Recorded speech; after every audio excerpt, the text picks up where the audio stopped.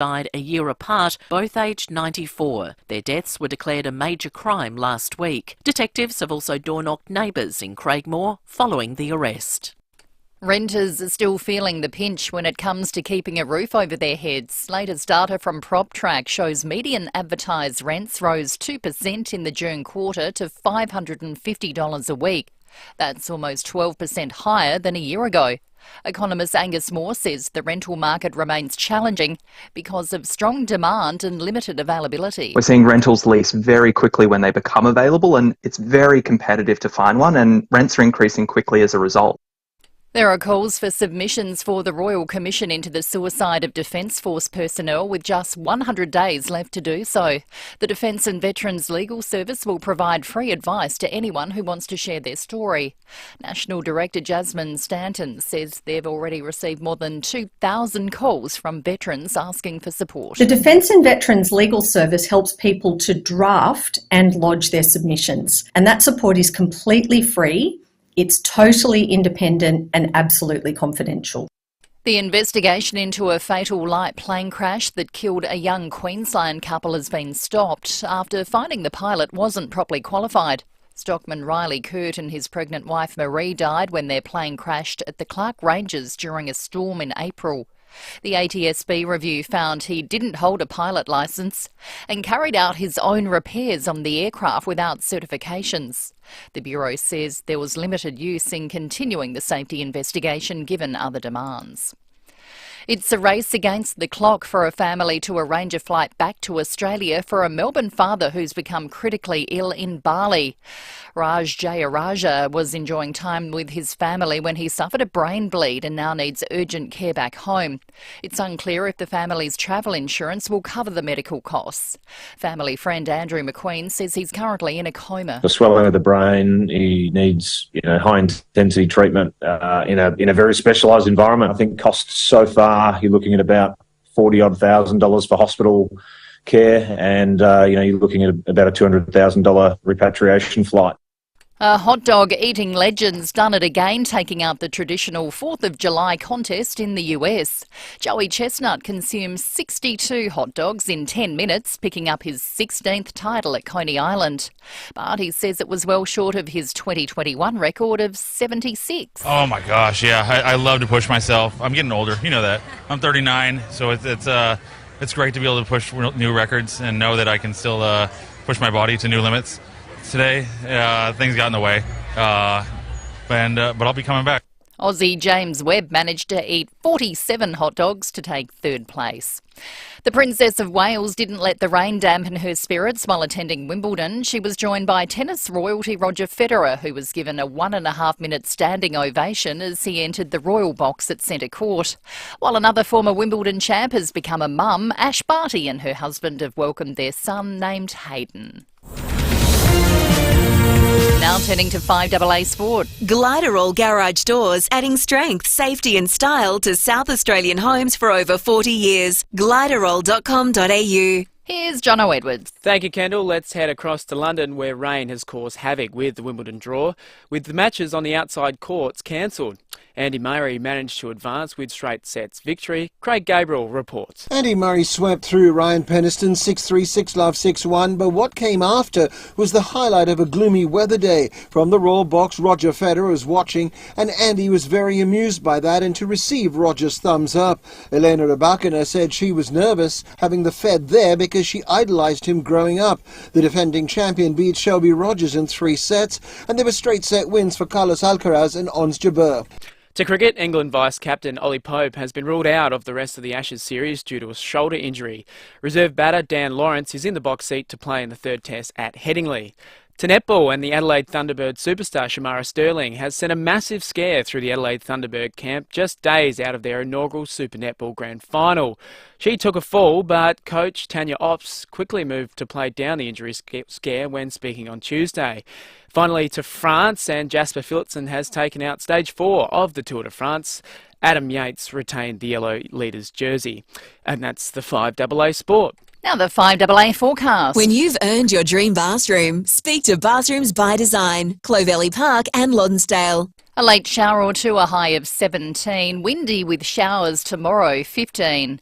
Showers and becoming windy again on Friday, 15, and more of the same for Saturday, 16. At the moment, 9. More news as it happens on 5AA. 5AA Breakfast with Tom Rehn and Lucy Lokan. Test drive the Cherry Emoda 5 at Cherry Glen Osmond from 33k drive away with immediate delivery. Go Cherry. 6:06. Good morning to you on this Wednesday morning. It's Wednesday, isn't it? Yes. I feel like, even though we're not on holidays, Tommy, sometimes I just get my days muddled up. But it is a Wednesday. It is 6:06. Lovely and dark outside over the city through Hindmarsh Square. Good morning to you, Tom Rehn, this time in your black Rebel Sport T-shirt. Yeah, this time just mixing it up a little bit. I've gone from yellow to white to black. So midway through the week, loose. It does get a bit like that, doesn't it? Just a bit of a grind to get through, but we're loving it. It's great to be part of the 5AA Brekkie team for this week with you, and you'll be pushing on again next week because Will is going to be back, but fantastic to be a part of it for another week. And, you know, it's been a big 24 hours or so, hasn't it, Luce? We forecast yesterday what might happen with the cash rate, and Phil Curry was on the show, and it's stayed firm at 4.1% as he predicted, but that's good news, temporary good news for a lot of homeowners and people out there. But it'll be fascinating to see what happens now with the inflation rate moving forward. But plenty to talk about again this morning on the Brekkie Show. Yeah, we will have our rates discussion this morning. This time, though, with at the federal level, Federal Shadow Treasurer Angus Taylor will be on just after 7 o'clock this morning, running through his economic mind and his thoughts around the rates being paused this time around. We'll also head across to the US with Jonathan Kersley from Channel 9. Americans today, it's still the 4th of July over there. We'll hear about how the celebrations are going. Sean Fuster, the absolute shocking story on the front of the Advertiser, which we will talk more about, Sean is covering, so we'll go into depth with him. And we're going to chat with the Belair National Park. I don't know if you know, Rennie, but Australia's best public toilet has been voted on or decided on, and it's right here at the Belair National Park. I saw that, and it's exciting news. No need to, go behind the trees or, That's right. They've got 10 public toilets in the national park, and one of them is Australia's best. Which is a nice little feather in the cap, isn't it? So often, people when they go to a public toilet or have to go somewhere where they're shared, they might try and hold it in and wait for home or go somewhere else. But it's nice to see that they're meeting a really high standard and right here in South Australia. So that is a good thing. Lucy, last night, I've got to say as well, I was watching Mission Impossible. Harry, my 9-year-old, he's really keen to get into the Mission Impossible series. So we're watching the second one. Obviously, that's pertinent at the moment because Tom Cruise is here in Australia promoting and doing a great job, and by all reports being very charming. He's a blockbuster actor. I just watched the Top Gun sequel recently, and I loved Top Gun the original. I'm a big Tom Cruise fan, but we finished watching that, and I thought, I'll just flick around, and I've got Fox at home, so I'll flick and see what's on, the movies. And guess what movie was on last night? Or was either of the two that you picked for me on Monday? It was One Flew Over the Cuckoo's Cuckoo's the Nest. one. I couldn't believe it, and then I thought I was duty bound. I thought, well, there was only half an hour or 40 minutes to go, so I ended you watched the rest? I watched the rest of it last night. Well, it both sounds like we had a late night. If you jump on the Foodland Supermarkets Facebook and YouTube live stream, I'm getting Brookie to put up a really cute photo of my puppy, and I'm going to self-indulge just for a moment. She got dissexed yesterday, picked her up. She was a little bit groggy. She's got a massive cone on her head. And I could hear her walking around in the middle of the night, banging into some stuff. Oh, so you got up and helped her. Yeah, she slept next to the bed, which she doesn't usually do. But it was bizarre. At 10 o'clock, I heard this sort of clunking. It was her plastic cone hitting the floorboards, and then at 11:30, she jumped up on the bed, kind of. She's not supposed to, and then she was walking around.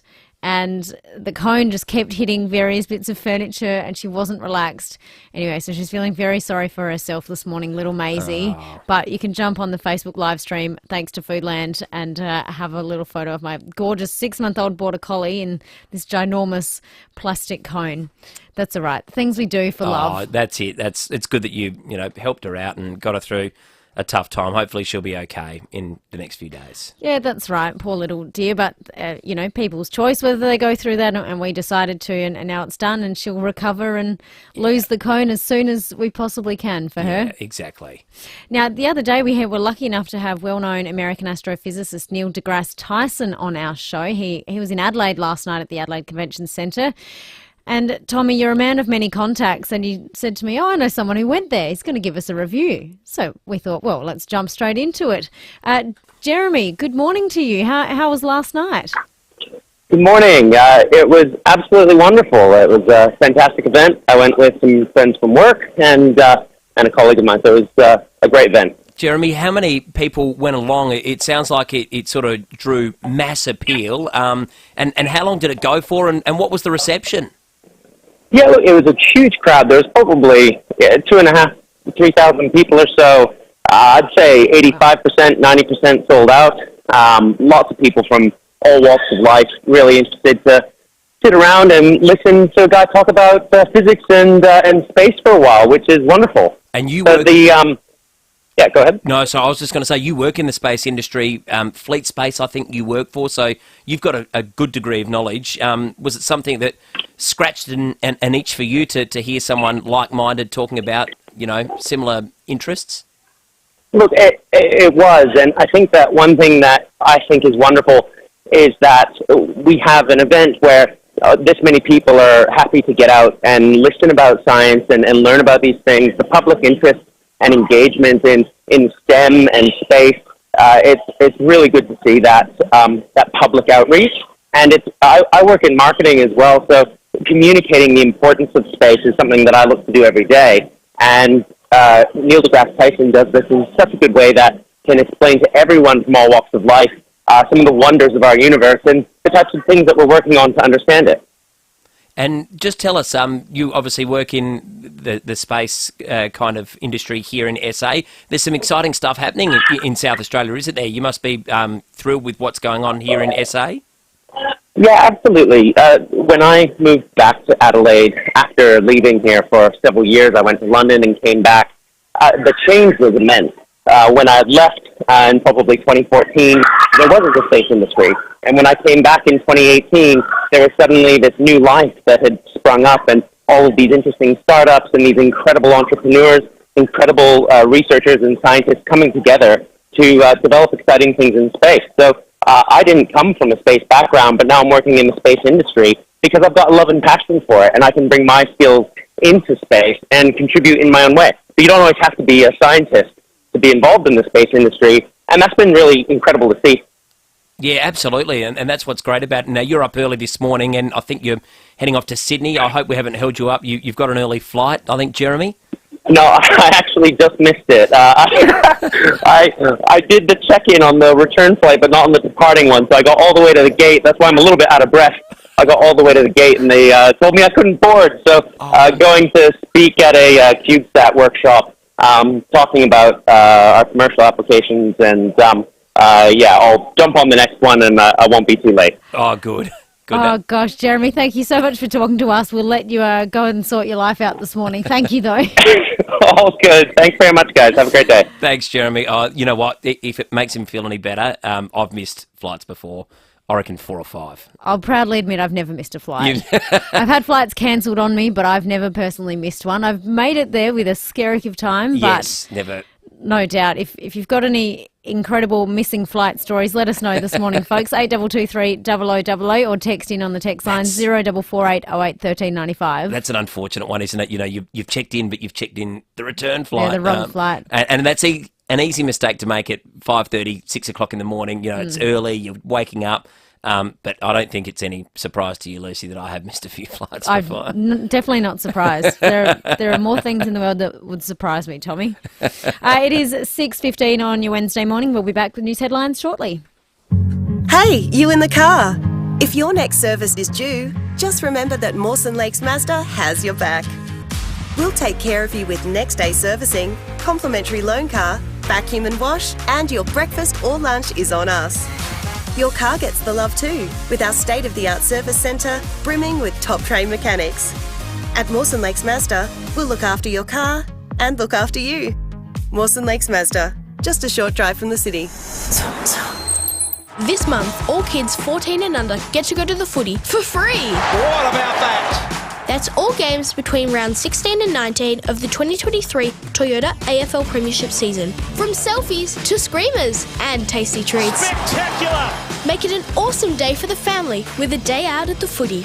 Kids go free rounds 16 to 19. Boy, oh boy, wow-wee! Go to afl.com.au/kidsmonth. Terms and conditions apply, subject to capacity and availability. As we all know, SA is going through a housing crisis right now, but McGain Real Estate really want to help. If you're a landlord looking to sell your property, but you're feeling a bit guilty about disrupting an awesome tenant, McGain have landlords ready to purchase your property and keep that tenant in place. The team at McGain have hundreds of landlords ready to buy investment properties, so there's no need to stress about asking the tenant to move out or waiting for the lease to end.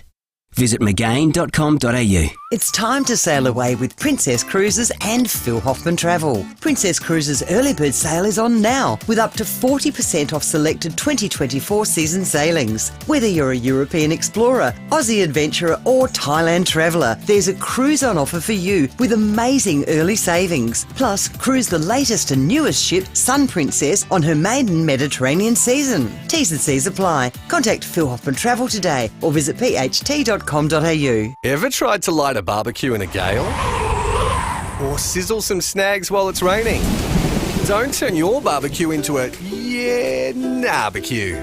At Adelaide Outdoor Kitchens, we're taking orders right now for summer. There's still time to lock in a consultation about your outdoor entertaining needs, from a custom concrete bench to a full outdoor kitchen with appliances. Don't wait till summer and miss your chance. Book a chat now. Hurry, time is limited. Go to adelaideoutdoorkitchens.com.au today. 5AA Breakfast with Tom Rehn and Lucy Lokan. The Cherry Motor 5, state-of-the-art driving from 33k drive away with immediate delivery. Visit Cherry Glen Osmond. News headlines on this Wednesday morning. Like I mentioned earlier, we will chat about this after 7 o'clock, but a 62-year-old Craigmore woman will front court today. She has been charged with the double murder of her parents. It's alleged she gave Brenda and Linton Anderson lethal doses of prescription drugs a year apart. Their deaths were declared a major crime. There's a full feature on the front page of The Advertiser this morning, and we'll run through it with Sean Fuster later. US President Joe Biden is calling for gun control after the latest shooting in Texas. 4 people have been killed and several injured after shots were fired into a festival crowd at a parking lot in Fort Worth. It happened only hours after an incident in Philadelphia, where a 5th person has now died after a gunman opened fire. Mr. Biden has appealed to Congress to ban assault weapons. But Congress needs to step up, pass common sense gun safety laws to protect our kids and educators. And by the way, arming teachers is not the answer. Every time there's a shooting, he goes on and says, I'm appealing to Congress, I'm appealing to Congress. We get that. Why can't they just do something about it? I get that's a naive way to look at it, but it's ridiculous. It's so frustrating. It seems like we just go round and round in circles, and we've been talking about these issues for years, you know, watching from afar. And it probably, I think, makes people second guess about travelling to the United States, because they've just got these archaic gun laws where they don't seem to want or care to do anything. It's beyond frustrating now. It's gotten to the point where it's almost a joke, but it's not, because hundreds of people, thousands of people die over there every single year, and it's just crazy that people have got access to these, you know, high-powered rifles, and it happens time and time again. So frustrating. 3 men and a teenage boy are facing court, accused of trying to smuggle hundreds of kilograms of drugs into the country. Federal police found $140 million worth of methamphetamine concealed in an industrial pulley, which had been sent from China to Sydney. The group was arrested in Sydney, where they were allegedly using power tools to try and recover the drugs. A teenager's facing court with Wow, that's amazing. We did a story just yesterday, didn't we, about ketamine, I think it was. 84 kilos of ketamine, $3 million worth. Yeah. The teenage boy, I wonder what his life looks like prior to this and now once he goes to court. $140 million worth of meth imported into Australia. Luckily, the AFP got their hands on it. And good news, Queensland tennis star Ash Barty, sadly no longer playing professional tennis, so we're not seeing her at Wimbledon, but she has announced the birth of her first baby. The former world number one and her husband Gary have shared a photo of their newborn, Hayden, on social media. Beautiful photo in the Advertiser as well this morning. Yeah, it's on page 3 if you're looking for a bit of a shot there. It's a gorgeous photo of little Hayden with the nice little beanie that they put on, for newborns, and it looks absolutely gorgeous. So a lovely article there as well, but well done to Ash and her partner. Boy, she was a magnificent tennis player to watch, 3-time Grand Slam champion, and now with a baby boy, one of her proudest moments, no doubt. So congratulations to all of the family. It's a beautiful moment for them. And in more international news, all beauty salons in Afghanistan have been ordered to shut within the month. The Taliban's Ministry for the Prevention of Vice and Propagation of Virtue has made the announcement, which has been condemned, of course, by the UN and foreign governments. It is the country's latest restriction on where women can go. It's a female thing, like loving to go get your hair done. Not all females love it. I'm not big on it, but beside the point, it's a treat yourself type of thing. It's you make yourself feel beautiful, and you look beautiful, you feel beautiful. And I feel sad for these women who say, no, you can't go get your hair done. Can't get it cut. Can't get it dyed. Can't get it whatever. It's crazy to think, isn't it? How far we've advanced, in Western society, I think probably more so, particularly in, here in Australia and other like-minded countries. But then the oppression on women in other parts of the world, it's taking you back centuries. It's just wild how, women get treated in some countries. I know it's a cultural thing, and you've got to be careful how you judge other cultures, but it just seems barbaric to me.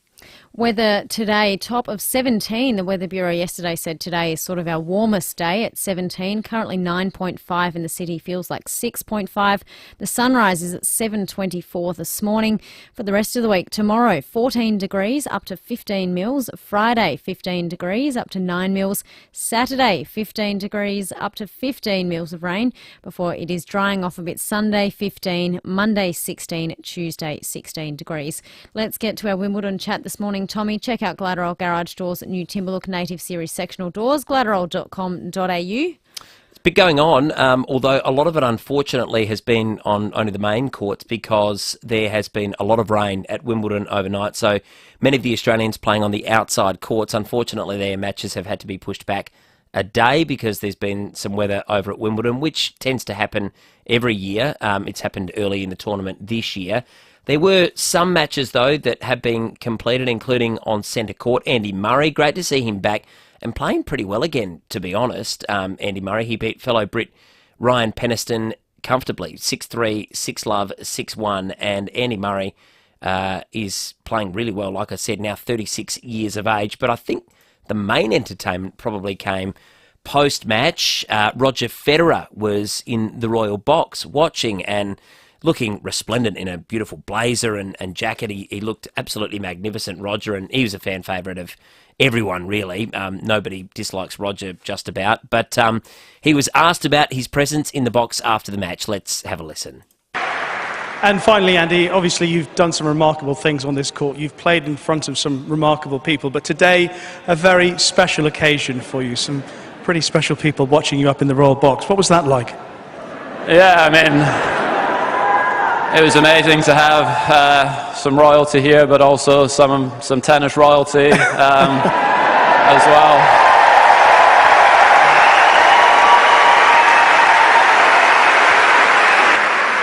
Yeah, it's amazing to have Roger here supporting the event. Last time I was on this court and he was watching was during the Olympics, and he sat in Stan Wawrinka's box and was supporting against me, so it was nice to see a couple of claps today after some good shots. But no, it's amazing, and yeah, hope you're doing well, Roger and Mirka, and your parents as well. Roger, you approve of today's performance?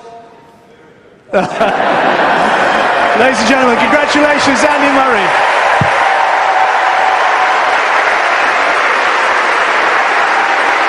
That's nice. Yeah, it was That's lovely. a lovely sentiment. It was really nice, and he gave a big thumbs up when he was asked how he thought he played. So well done to Andy Murray. He is through to the next round. But just on some of the Australians, Daria Gavrilova, she was up 6-5 in the first set when her match was unfortunately suspended.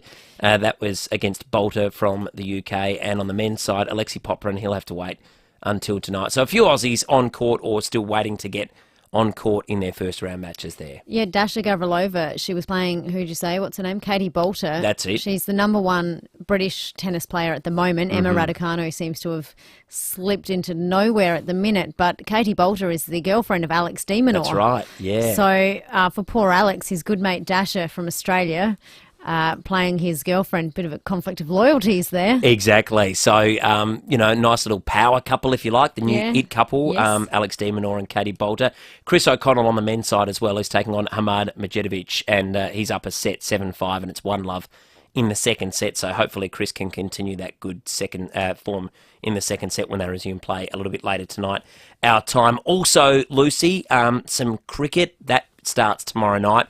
Third test, so a quick turnaround, and it will be boiling. The tensions, it continues to roll on. Everywhere you go on social media, every second tweet is about what's happened in the second test. And I think this one summed it up just about best from a guy called Nat Martin, who wrote, honestly, and I'm not going to say the expletive that he said, but he said, just man-cad Stuart Broad, which is where you run them out at the bowler's end. It's a bit of a no-no in cricket. Just man-cad Stuart Broad at Headingley, and let's become a republic. Go all in. I think that probably sums up where it's at the moment. Australia versus England, there is a lot of tension between the two countries. We're only about 36 hours away from the start of the third test. Let's just smash them fair and square, Lucy, and then they can stop their whinging and complaining, and we can take the Ashes. And I would love nothing more than an Ashes whitewash now, 5-0, and just totally belt them. Nothing more than a passionate Tom Wren on cricket on the Brekkie Show. It's one of my favourite things, which we get this time of year. When you said then, though, it's going to be boiling, I was like, well, not the weather, it's getting rained out. I know, well, that's the tension. I think there is a fair bit of rain forecast, unfortunately. And look, if we draw the test, we retain the urn, because then England cannot win the series. They have to win the series to win it back. But we want to just win it outright, I think. So let's hope the rain holds off and we beat them fair and square in the next few days at Leeds. That is the Tom Wren Sports Update. Thanks to Gladderall Garage Doors, adding strength, safety and style to SA homes for over 40 years. That's gladderall.com.au. Just some quick traffic news as well as we head into the 6:30 news. There is a burst water main. Gorge Road is closed for traffic heading east towards Paracombe at Silks Road. Traffic heading west towards Campbelltown is also down to one lane with speed restrictions. So that's Gorge Road at Paradise. We'll be heading to the US after 6:30. Before the holiday rush, get your car completely cleaned and disinfected. Get the Disinfect My Car treatment at Magic Hand Car Wash. 13 locations across Melbourne and Geelong. Peace of mind when you drive through disinfectmycar.com.au. The Cherry Motor 5 has the sort of features you'd expect to find in a car 3 times its price. Heated seats, automatic locking and unlocking, remote engine start, 360-degree camera, parking sensors, the list goes on, and it's all in the new Cherry Motor 5 from Cherry Glen Osmond. It also comes with a 7-year warranty, 5-star safety and fixed price servicing, all from $33,000 drive away with immediate delivery. And pay even less for a low mileage demo of Motor 5. Visit gocherry.com.au or call into Cherry Glen Osmond next to Formula Honda. 5AA's Business Lounge with Leith Forrest. In the Business Lounge today, we're joined by another happy Arbor Vitae customer, Gary. Morning, Gary. Morning, how are you? Very well, thank you. Hey, we all know Arbor Vitae contains the potent natural anti-inflammatory and antioxidant supplements, which provides a whole bunch of benefits. What I want to know with you, Gary, when did you start taking Arbor Vitae and what for? Over 12 months ago now. Early onset arthritis in my knee. Old football days, getting older. I'm in the forklift game, always on my toes, on my feet, and started taking it and just simply couldn't believe the result. Am I right? You heard the commercial on the radio and thought, I'll give that a go. I heard it for some time, but let me tell you, it's Australia's best kept secret. I cannot talk long enough about it because it is just a simple, brilliant product. You mentioned your work in the forklift game, so clearly high levels of labour involved there. Did you notice the significant benefits after taking the Arbor Vitae? I couldn't walk. I was hobbling around like a bullfed. I really needed a walking stick, to be honest with you, and I simply wasn't going to do that. So it was 2 options: do something about it or start taking a supplement of some description. I heard about this on the radio, started taking it, pain went. just simply went. So clearly, Gary, you're happy to recommend it. If you've got any pain at all in your body, give it a go. Thanks, Gary. For more information or to order, visit FIVEaa.com.au, or why not give them a call on 1300 879 863. That's 1300 879 863. Always read the label and follow the directions for use. 5AA Breakfast is streaming live right now. To watch, simply head to 5AA on Facebook or YouTube. This is Adelaide's 5AA. A late shower or two, a high of 17. With the 6:30 news, I'm Kendall Brattig. Complete windscreen supply and fit, front, rear and door glass. Proudly South Australian since 1976. A Craigmore woman has spent the night in custody after being charged with murdering her elderly parents. The 62-year-old's accused of giving Brenda and Linton Anderson of Hackham lethal doses of prescription drugs. They died a year apart, both at the age of 94. She'll face court today. And 3 men and a teenage boy will face court after police busted an alleged drug syndicate. More from Emily Minnie. Federal police intercepted an industrial pulley wheel which had been sent from China to Sydney. Inside it, they found 233 kilograms of methamphetamine with an estimated street value of more than $140 million. Officers swapped it out for a harmless substance and followed the delivery to a workshop at Wetherill Park in Sydney's west. 3 men and a 17-year-old boy were arrested after allegedly using power tools to try and recover the drugs. The group is accused of being an integral part of a criminal syndicate. They've all been charged with attempting to possess a commercial quantity of illegal drugs. The maximum penalty is life in prison. Relief for home buyers, with the Reserve Bank keeping the official cash rate on hold for this month at 4.1% yesterday. But new figures show the average rental is setting Aussies back $550 a week. Figures from PropTrack show rental prices have increased by 2% in the June quarter. That's up 12% since this time last year. Economist Angus Moore says while Sydney and Melbourne have had increases, other capital cities like Adelaide and Brisbane have stalled. But there is some good news. Rental vacancy rates look like they've stabilised over the past 6 months or so, and that means we might start to see rent growth nationally moderate a bit. There's been another small earthquake on Melbourne's outskirts. A 2.4 magnitude tremor was recorded in the early hours of this morning at Pakenham. There are no reports of damage or injury. US President Joe Biden's calling for gun control after the latest shooting in Texas. 3 people have been killed and several injured after shots were fired into a festival crowd at a parking lot in Fort Worth. It happened only hours after an incident in Philadelphia, where a 5th person's now died after a gunman opened fire. Mr. Biden has appealed to Congress to ban assault weapons. But Congress needs to step up, pass common sense gun safety laws to protect our kids and educators. And by the way, arming teachers is not the answer. Facial recognition technology is being used at several major concert and sporting venues around the country. But as Gail Watson reports, you probably don't know about it. Facial recognition technology uses cameras to collect the biometric information or your unique face print, and it's considered sensitive data under privacy legislation. Consumer group Choice has analysed the conditions of entry of 10 Australian stadiums, finding many use the technology but offer no specific information about how it's used or what happens to the data. FRT is a condition of entry at the Melbourne Cricket Ground and the Sydney Cricket Ground. But Choice's consumer data advocate, Kate Bauer, says they're particularly worried about Kudos Bank Arena at Sydney Olympic Park, which is owned by Ticketek's parent company TEG, saying the conditions of entry would take an average reader over 12 minutes to get through. And tennis star Ash Barty's announced the birth of her first baby. The former world #1 and her husband Gary Kissick have shared a photo of their newborn Hayden on social media. Now turning to 5AA Sport. Check out Gliderroll Garage Doors' new Timber Look Native Series sectional doors. Gliderroll.com.au. Here's Jono Edwards. Thank you, Kendall. Let's kick it off with the cricket, and Victorian spin bowler Todd Murphy is expected to get the call-up for the Headingley Test, replacing the injured Nathan Lyon.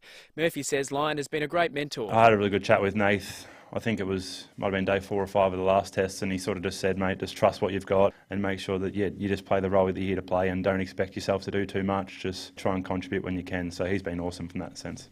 Meantime, England vice-captain Ollie Pope has been ruled out of the rest of the Ashes series due to a shoulder injury. All the Ashes action kicks off tomorrow night from 7:30. To tennis, Australia's Stormy Sanders has lost her first-round match on a wet day at Wimbledon. Andy Murray managed to advance with a 6-3, 6-0, 6-1 victory over the wildcard entry Ryan Peterson in an all-British first-round match. Alex de Minaur has been held over until tonight. To cycling, and Belgium's Jasper Philipsen has won Stage 4 of the Tour de France. Aussie Caleb Ewan came in second, and Great Britain Adam Yates retains the yellow leaders jersey. In Major League Baseball, the Cincinnati Reds have defeated the Washington Nationals 8-4, the Yankees defeating the Baltimore 8-4, Minnesota defeating the Royals 9-3. And that's the 5AA Sport. Now the 5AA forecast. When you've earned your dream bathroom, speak to Bathrooms by Design, Clovelly Park and Lonsdale. A late shower or two, a high of 17. Windy with showers tomorrow, 15. More of the same on Friday. And windy with showers on Saturday, 16.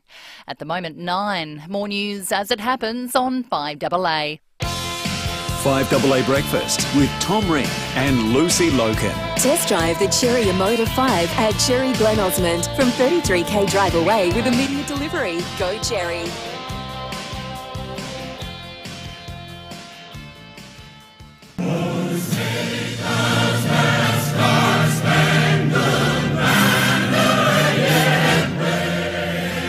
The dulcet tones of the Northern American national anthem, I should say. Because today, Americans over there celebrating the 4th of July. It's July 5th here for us, but it is sort of mid-afternoon there over in the US at the moment, which is where we find at Channel 9 News US correspondent Jonathan Kersley. Good arvo to you, Jonathan. And good morning to you, Lucy and Tom, on what is the 5th of July, as you mentioned in Australia, but the 4th of July here in the United States. A very important day for this nation. It is the Star-Spangled Banner you heard playing there, and it will be belted out right across the course of the afternoon as all things Americana are celebrated on what is the anniversary of Congress, effectively ratifying the Declaration of Independence, a moment in history. But today, for Americans, it's a party. Now, Jonathan, it's your first stint over in the US, I believe, for Nine. Is this your first true American 4th of July? Well, this is my first true, honest, hands-on-heart experience of what is the wonderful celebration that is the 4th of July. It has been driving around Los Angeles over the course of the last few weeks or so. It's been extraordinary to see. It's a big build-up. You see all of the costumes, the headwear, the celebratory items, the drink, the food, all goes on sale in the supermarkets a month or so beforehand as Americans build up to this day. And it is effectively, in many ways, a 4-day weekend for Americans. We are in Tuesday here now. Yesterday, not officially a public holiday, but we are in summer school holidays here. So many parents, many families taking the time to take the Monday as vacation, enjoy a 4-day weekend. Many going away. We've seen travel chaos right across the parts of the United States, from airports to roads. It is one of the busiest times of the year, but it's also a very celebratory time. It's for many Americans here, it is a very happy time as they commemorate their day of independence from England becoming their own country, and it is a party that is going to continue well into the night. We are now on the countdown on the east coast of the United States, where it is now 5:10. There will be fireworks there when the sun sets there in a few hours' time, from New York to Washington, D.C. Joe and Jill Biden, the President, the First Lady, have been addressing military families at the White House. It builds this sense of national pride. I want to mention one thing, because it was taking place around about 3:30 in the morning Adelaide time, Lucy and Tom, and it is something that if you were into the sport of eating, and I say sport because here it very much is, that you would have been waking up and you might have been a little bit queasy at breakfast.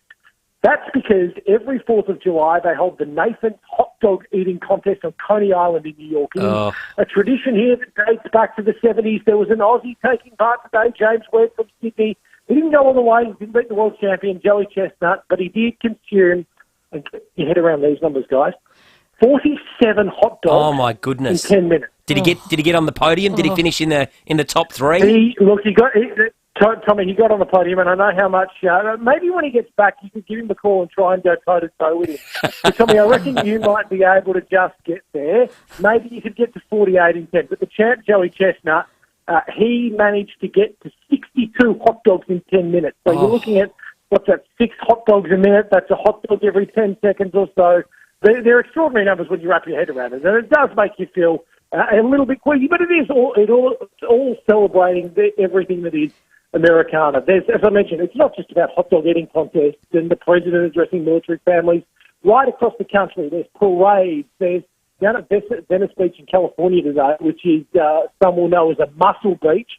They are holding the Mr. and Mrs. Muscle contest down there today. So all sorts happening down there. Parades, floats, red, white and blue. The Star-Spangled Banner is pretty much as far as the eye can see today. It's amazing, but Jonathan, for all the fanfare and celebrations, which is fabulous, we know they like to have the grandioso, fanfare, but there have been some, unfortunately, fatal shootings, and I know that's all too commonplace over in the States, but is it coincidence or otherwise that a few of them have happened over the July 4 weekend and holiday? That's a question that's always been raised. There was shootings that took place on Independence Day last year, and the president marked that with a statement this morning for the people of Chicago and Illinois, where there was an awful mass shooting this time last year. There has been a spate or so over the course of the last 48 hours or so, including one in Philadelphia, which ironically is the birthplace of American democracy. It is where the Constitution was effectively approved, and America effectively became a country. Last night there were 7 people shot, five were killed, 2 were injured. There are questions around whether this is all trying to coincide with the Independence Day event. In that particular circumstance, there is a suspect in custody. There will be questions asked of him as to a motive. He was wearing a bulletproof vest. He was armed with an AR-15 style assault rifle. He had a handgun. He had a police scanner. All the hallmarks of somebody who wanted this to be well-planned, well-trained and well-executed. But sadly, again, it is supposed to be a national holiday. It is a national holiday, and it is being marred in a sense by the gun violence that continues to grip this country. It's a debate, Tom and Lucy, that they have had in this country for pretty much as long as you can remember, because in that Constitution, it does say, under the Second Amendment, you have the right to bear arms. And that is an amendment in the Constitution that has been protected right across the course of the United States history. So there will continue to be debate around gun reform, whether any real measures actually get implemented beyond where we are now. Even trying to get sort of mental health checks done through has been problematic for Congress. So this continues to be very much a sad blight. And you can say that it is a sad blight on this country, because we're now at almost 400 mass shootings here in the United States, and we're only 185 days into this year. So that's almost 2 mass shootings a day. The numbers are extraordinary. They are sad. In Australia, it is very hard to wrap our heads around those numbers, because we had that significant reform of gun control after Port Arthur. We've seen very few mass shootings since then, but still here in America, the issue of gun control is something that is front of mind. It is always something that is front of mind for Americans, and it is debated every single time there is a mass shooting. But there doesn't seem to be any movement on the needle. So unless there's movement in Congress, unless there's a real groundswell from people to convince their elected representatives that, hey, there needs to be some sort of gun reform, then there won't be, and things will stay as they are. So it is, as I say, those shootings, very sad aspect of what is supposed to be a national holiday, a day to celebrate, a day to be united for America. But again, people are talking about mass shootings. Jonathan, thank you. I will let you get back to celebrating your first official American 4th of July. Thank you for your time. And always good to talk to you and your listeners, Tom, Lucy. Thank you. Thanks so much, Jonathan. Jonathan Kersley there, our 9 News US correspondent over there in the United States. And look, he's right. It is a time of, great colour and excitement, the fireworks. The Americans do everything really big and large, don't they? But unfortunately, like he said, it's daily. It's more than daily. We get, 2 a day. Nearly 400 so far this year, mass shootings. It's just crazy numbers, isn't it? It's a shock, really, to hear that, because we're so unfamiliar with that here in Australia. But sadly, we're used to hearing about it from America. Yes. He did mention a big part of the celebration 4th of July is about food. This year, Americans are expected to spend around $9.5 billion on food. Goodness. for this whole weekend. It's a lot of hot dogs. That's a lot of hot dogs. My question with the hot dog eating comp was, is it the sausage in bread or is it no bread? No, I think it's no bread. No bread, because that would slow things down, right? Would dry out the mouth a little bit. You need some water to go with it. Yeah, that makes me think of the Simpsons episode where Marge says, Homer, stop filling up on bread, because he's in an eating contest and he's eating the bread roll. Classic. And he also mentioned the fireworks. Last year on the 4th of July weekend, $2.3 billion was spent on fireworks, so no doubt there'll be something similar spent this year probably more. To celebrate. Let's check your traffic for the first time this morning and we'll get to our weather and cops after the break. Thanks, Lucy, and good morning. At Modbury, look out for a hole on the road. Probably not the thing you need on the drive-in. It's North East Road at Smart Road. Paradise, Burst Watermain, Gorge Road near Silks Road, speeds of 25. Another Burst Watermain playing up today at Urbray, Glen Osmond Road at the bottom of the freeway. Bit sluggish at the moment at Torrensville, South Road near Ashram Parade for works, with Cameras Doors Road St Mary's and Foster's Road at Oakton. Head into Coles Express and grab 82 4 and 20 travel pies, 160 gram varieties and a Red Bull 250ml 4-pack for just $10. Selected stores only while stocks last. Adelaide's most accurate traffic on 5AA.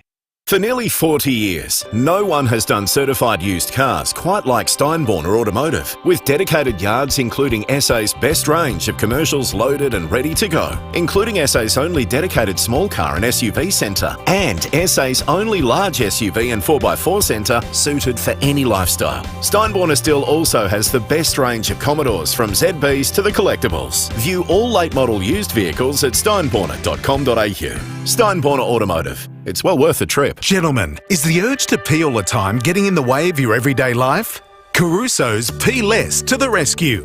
Caruso's Pee Less is a unique herbal formula that relieves urinary frequency and helps support healthy bladder and prostate function. So, if you'd like to pee less, try Caruso's Pee Less today. Caruso's Pee Less is made in Australia and comes with a money-back guarantee.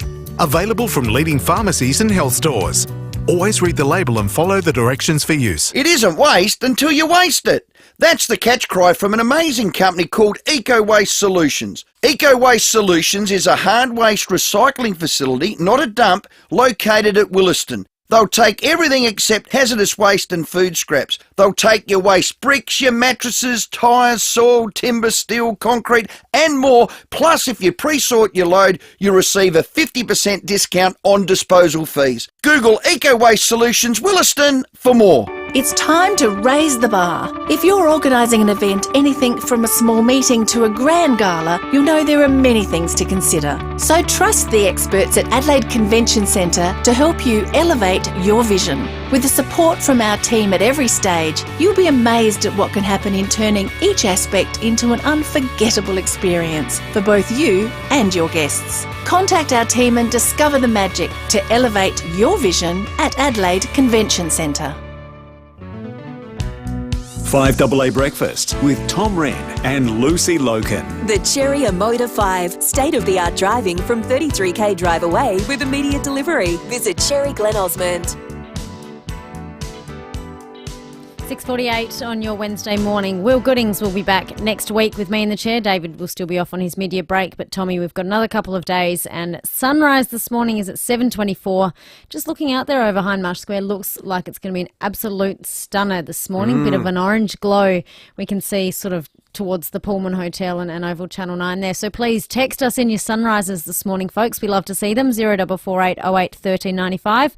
And with our morning weather update, we head straight to Simon Timke, Senior Forecaster at the Bureau. Morning, Simon. Good morning, Lucy. Morning, Tom. Now, this is our sort of warmish day out of the lot, really. It's a bit of a worry when 17 is your warm day. Yeah, that's spot on.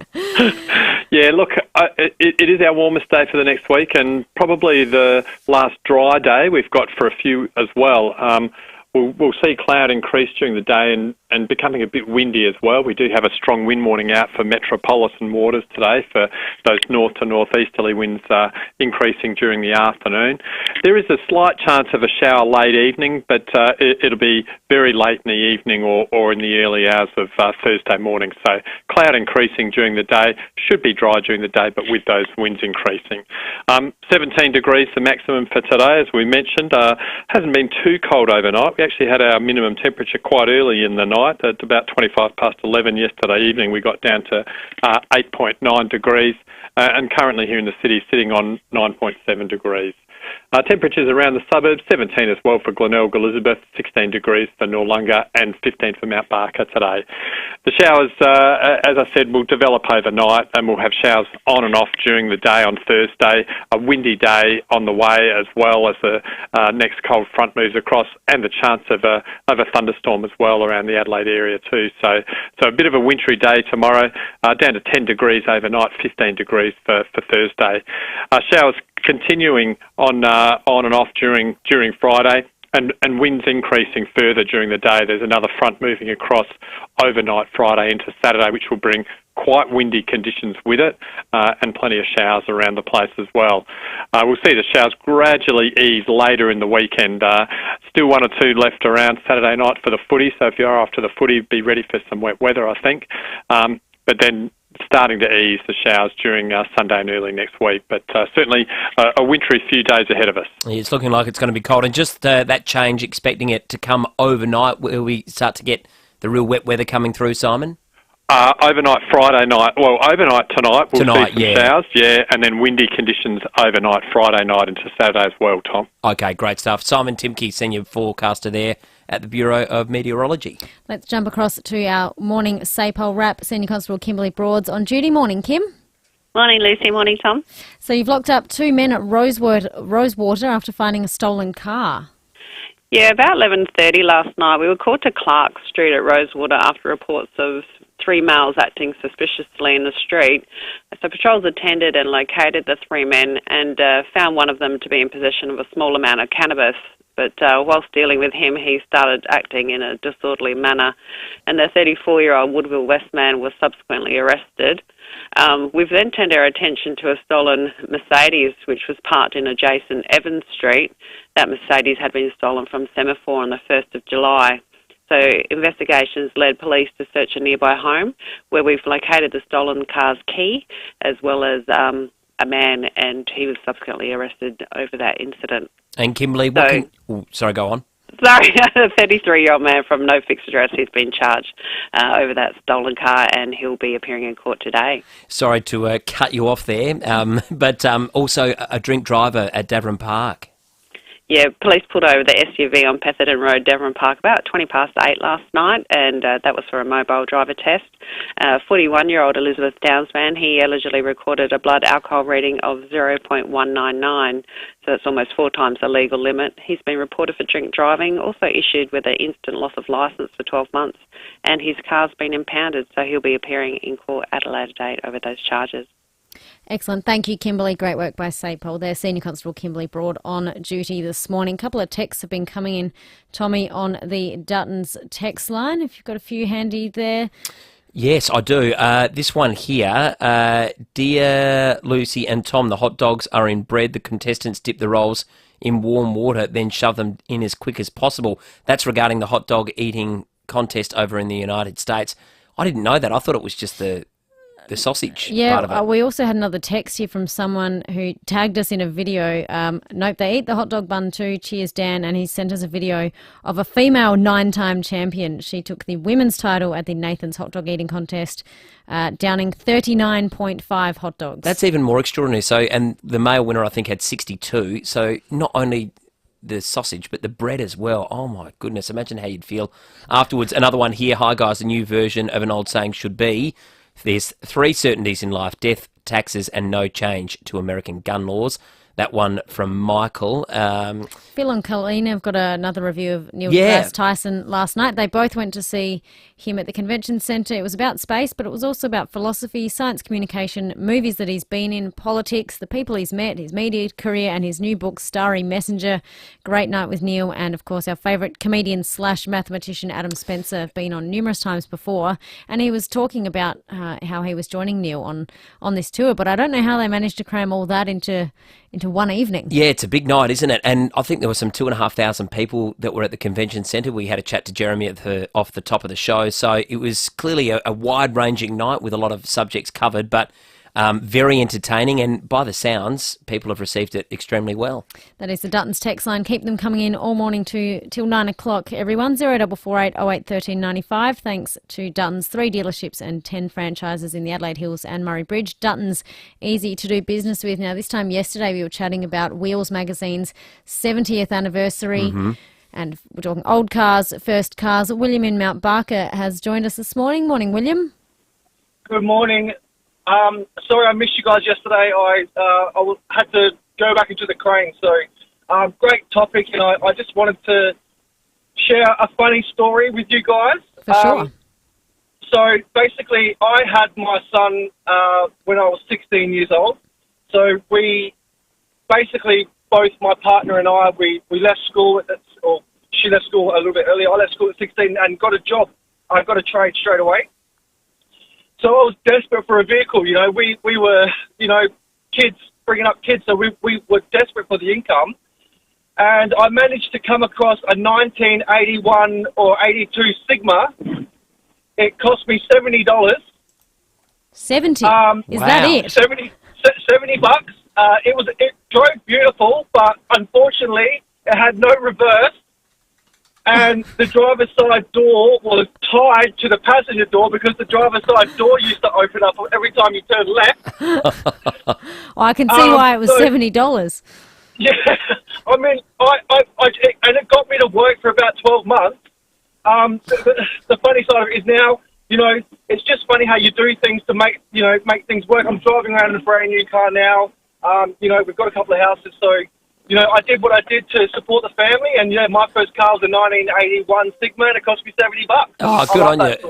It's a great story. William, Humble beginnings. Yeah, thanks so much for calling in. It's amazing what your life turns into, isn't it, really? When you're sitting as a 16-year-old with a new baby in a 1981 $70 Sigma that doesn't really work, and you think, oh, well, what's going to happen next? Well, It's amazing, isn't it? My best mate who now lives in the United States, he had a yellow, I think it was a Colt or something, but you couldn't get the key in, so the only way you could start it was with a screwdriver, and him and I were the only two that knew how to start it, and I remember driving that one around a lot, but unfortunately its days finally came to an end. But I love that car.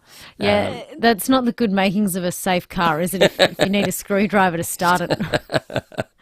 It's not good. Coming up is our 7 o'clock wrap of overnight news, but here is some good news. If you do know someone who would benefit from a brand new computer, simply head to FIVEaa.com.au to enter, all thanks to Leader Computers, the largest 100% Australian-owned computer brand based right here in SA. And keep those calls coming in all morning, 8223 0000. Would love to hear what's happening around Adelaide this morning. Back after the news with Kendall. Ageism takes away my rights, the right to make my own decisions, be safe, and be treated with dignity and respect. Sometimes people assume I can't do something because of my age. They exclude me and I feel invisible and sad. Ageism can lead to mistreatment, neglect, and other forms of abuse. How do you treat the older people in your life? For more information, search SA Health Tackling Ageism, a message from the Government of South Australia. Who can fix the shower? Service today. Who can fix the power? Service today.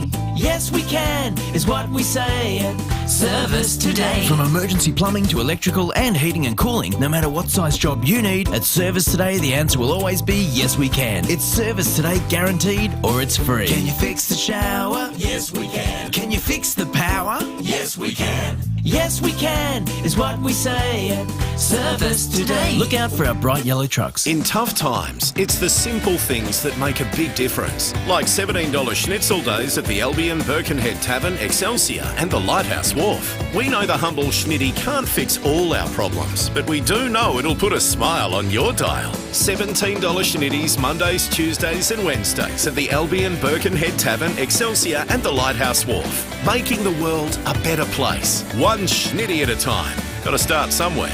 You just know it's a Barreau Hotel. I'm here at Cherry Glen Osmond. It's home to the car that everyone is talking about, the Cherry Motor 5. What a spectacular vehicle. It's light years ahead of everything in its class and starting from 33,000 drive away.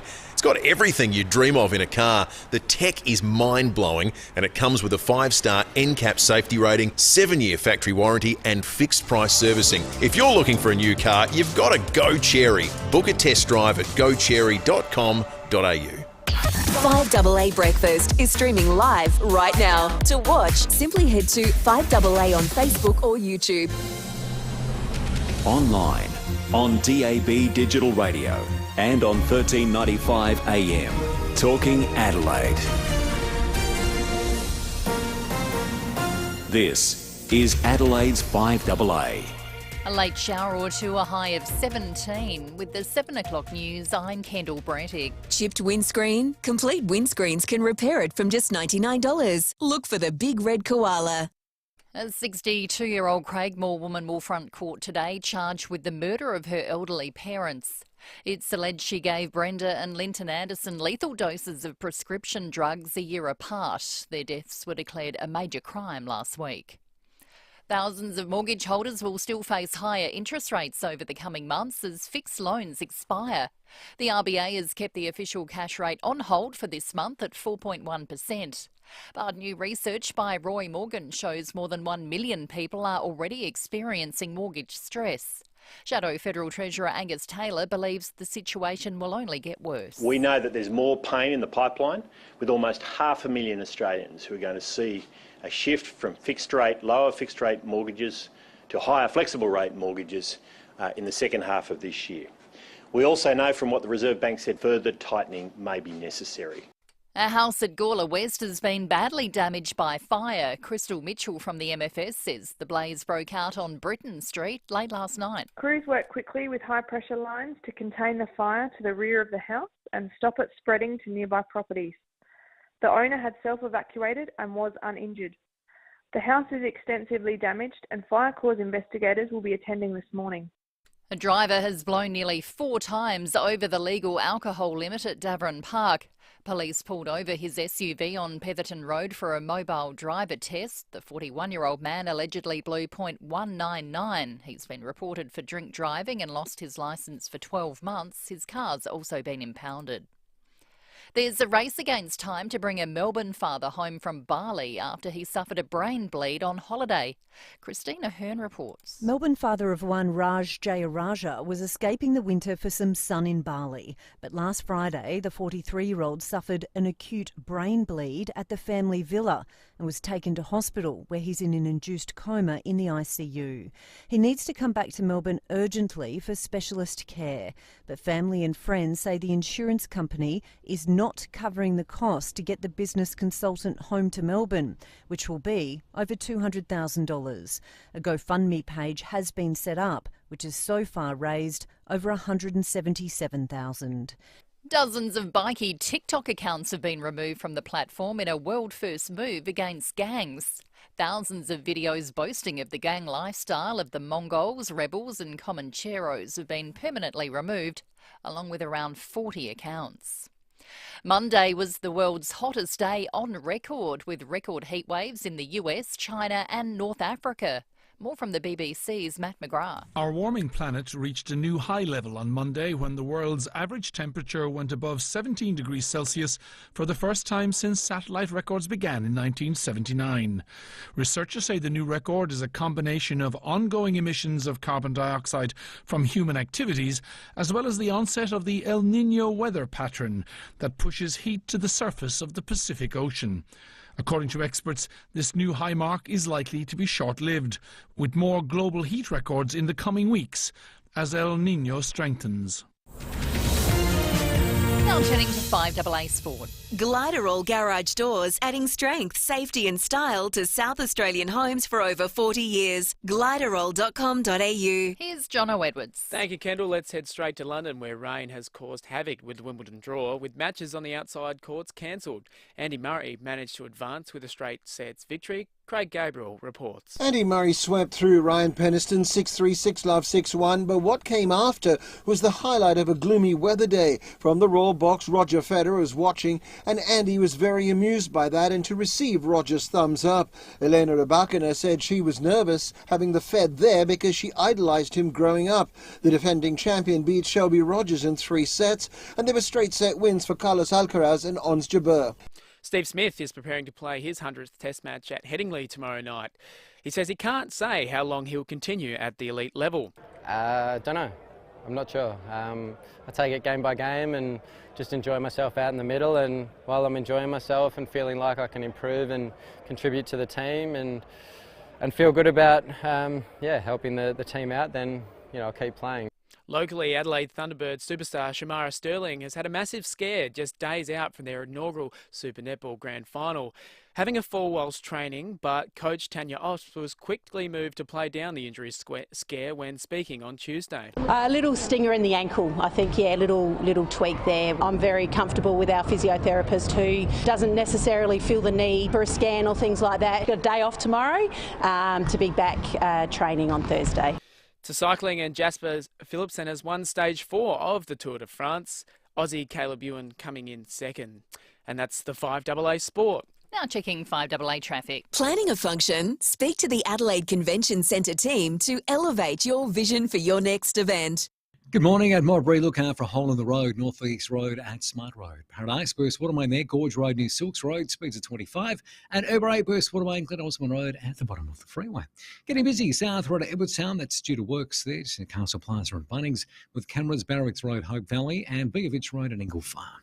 My Car Tyre and Auto, the tyre and auto experts that put people first. Call 13 13 28 or visit mycar.com.au to find your nearest store. Adelaide's most accurate traffic on 5AA. When you've earned your dream bathroom, speak to Bathrooms by Design, Clovelly Park and Lonsdale. A late shower or two, a high of 17. Windy with showers tomorrow, 15. More of the same on Friday, and showers and windy on Saturday, 16. At the moment, 10. More news as it happens on 5AA.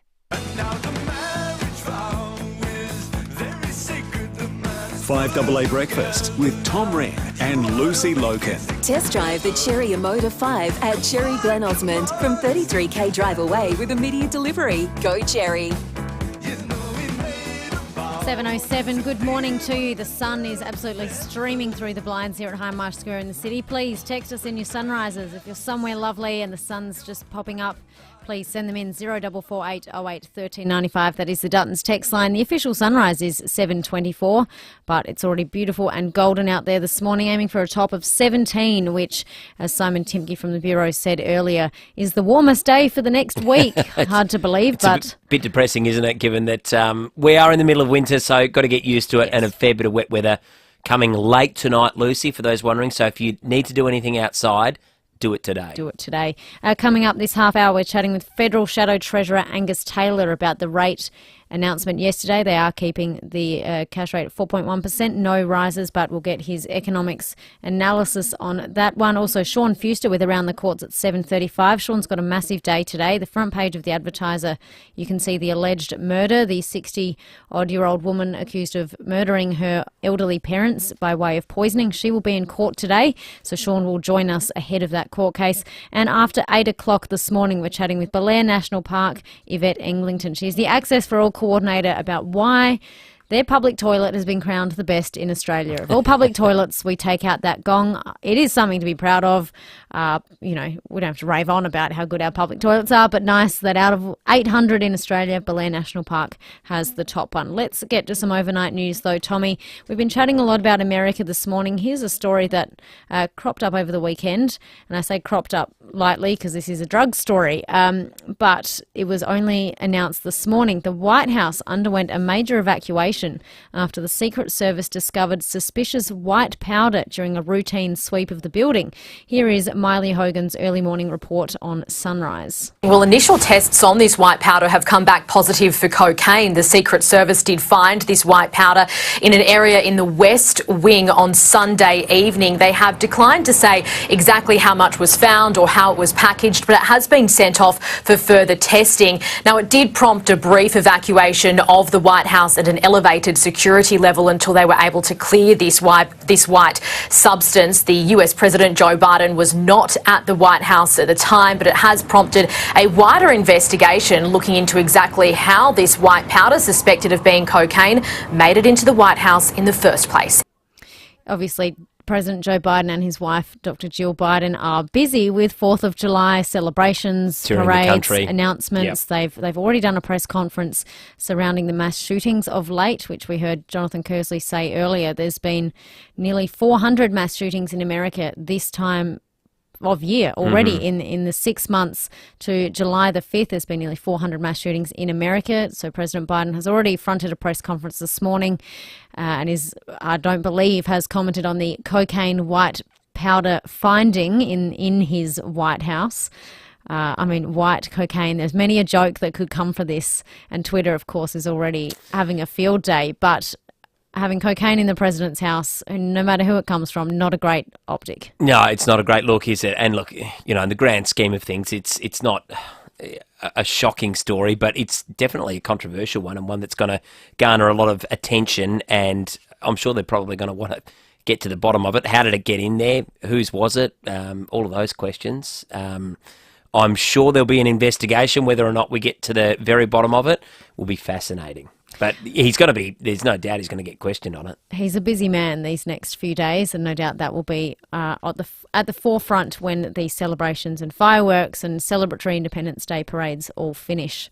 To more international news, this one's awful, and another topic that I've struggled to relate to here in Australia. We're very lucky, it's very safe, definitely compared to this story. We head across to Eastern Europe and the Middle East. A Palestinian man has injured at least 7 people in a car ramming and stabbing attack in the Israeli city of Tel Aviv. A police spokesman in Israel has said the terrorist rammed into pedestrians, then tried to stab them with a sharp object. He was shot dead by a civilian. 3 of the injured are in a serious condition. The attacker has been identified as a Palestinian from the occupied West Bank who was a known Hamas activist. The Palestinian militant group has praised the attack, saying it was a natural response to the ongoing major Israeli military operation in Jenin refugee camp in the northern Western Bank. Huge unrest in Israel at the moment. We haven't heard too much about it because the French riots have dominated the headlines in terms of violence, and I believe signs are showing a bit of calmness over in France at the moment. It is sort of day 7, but this morning it is Israel, the unrest in Israel, that is dominating the international headlines. At least 10 Palestinians are said to have been killed since Israeli troops, backed also by drone strikes, which is terrifying, they entered the camp on Monday morning. Here is a young male fighter in Tel Aviv talking with Sky News. It's not normal. 48 hours and the boys are still in the camp facing airstrikes. People are fleeing their homes. They are destroying the camp. We don't know where the murderers are, and people are still under the rubble. And the jets are firing. You can hear the drones overhead, We are lucky here. We are so lucky. Well, we talk about conflict, Lucy. I mean, this is something that is centuries old, isn't it? This conflict, it's been going on for as long as we can remember. It just dates back, for such a long time, and we talk about this one, it's just ongoing. It just continues. It's, these kinds of stories are just horrific, but all too commonplace. It happens, or it seems to happen constantly, with no really foreseeable end in sight. I know they have peace treaties at times, but it just continues to sort of linger on. A bit of a fun story this morning, one I'm a proud advocate of, the old puffer jacket. Yep. Got mine. One, you got yours on your chair right now. Behind my chair. Currently not wearing it. I've left mine in the car. Yeah, well, no surprises there again, Tommy. You've gone for the black T-shirt. I know Annette on our Foodland live stream said, Tommy, you mad? Are you unwell? You're only in a T-shirt and shorts.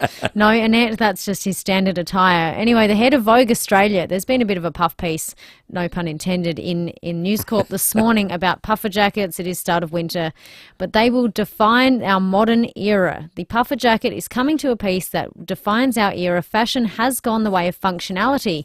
Utility is no longer a trend, but a must. So puffer jackets are everywhere you look at the moment. You can get the really expensive ones that are north of $1,000. You can get the cheap ones. You can get it cotton on for $40, which do relatively the same job. Traditionally, puffer jackets are made from duck down and goose down, the really light feathers that kind of sit under their main feathers. My bird anatomy is not on Keep point. you nice and warm. Keep you nice and warm. And of course, animal welfare groups have long had discussions about the use of duck down and what that means for the poor birds. Nowadays, a lot of puffer jackets are polyester, which means extremely flammable, but no harm to animals. Right. Good news for us, though, in Australia. It is something we can celebrate. The puffer jacket was invented here. It celebrated 100 years last year. The Australian puffer jacket. That's a great effort, isn't it? You know, considering all the colder climates around the world, that we've been able to come up with that idea. That's right. George Finch, an Australian chemist and mountaineer, he is credited with the first wearing of a version of the down jacket in 1922, originally made from balloon fabric and eiderdown. Last year, ABC Insiders did a special on the old puffer jacket, and here is the CEO of Kathmandu, the infamous Kathmandu black puffer jacket. I've got the Kathmandu. Does the round. Yes, here is Reuben Casey talking last year. It used to be quite an elitist item of clothing that was very expensive. It's gone from being a very specific piece of equipment for mountaineering to having larger baffles, thinner baffles, vests, and everyone seems to be having a go at them. So it's certainly competition is heating up for sure.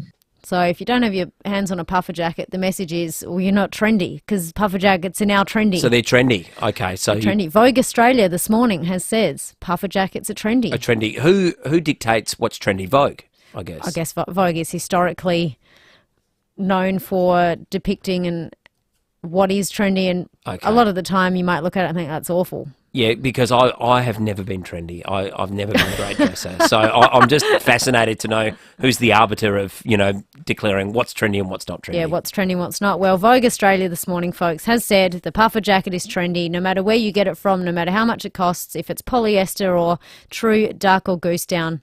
The old puffer jacket, the Australian invention, is now trendy, which, of course, I'm all for. All right, I'm writing that down. So I'm going to wear the puffer jacket tomorrow, and I'm going to be officially trendy. So you have a puffer, Tommy, and it's 10 degrees outside, and you're not even wearing it. You're in your T-shirt, but each to his or her own. Yeah, exactly. I'm a little bit mad. I think that the text was probably right. Coming up after the traffic and the break, we will chat with Federal Shadow Treasurer Angus Taylor about the rate decision yesterday. But first, here is traffic for your run-in this morning.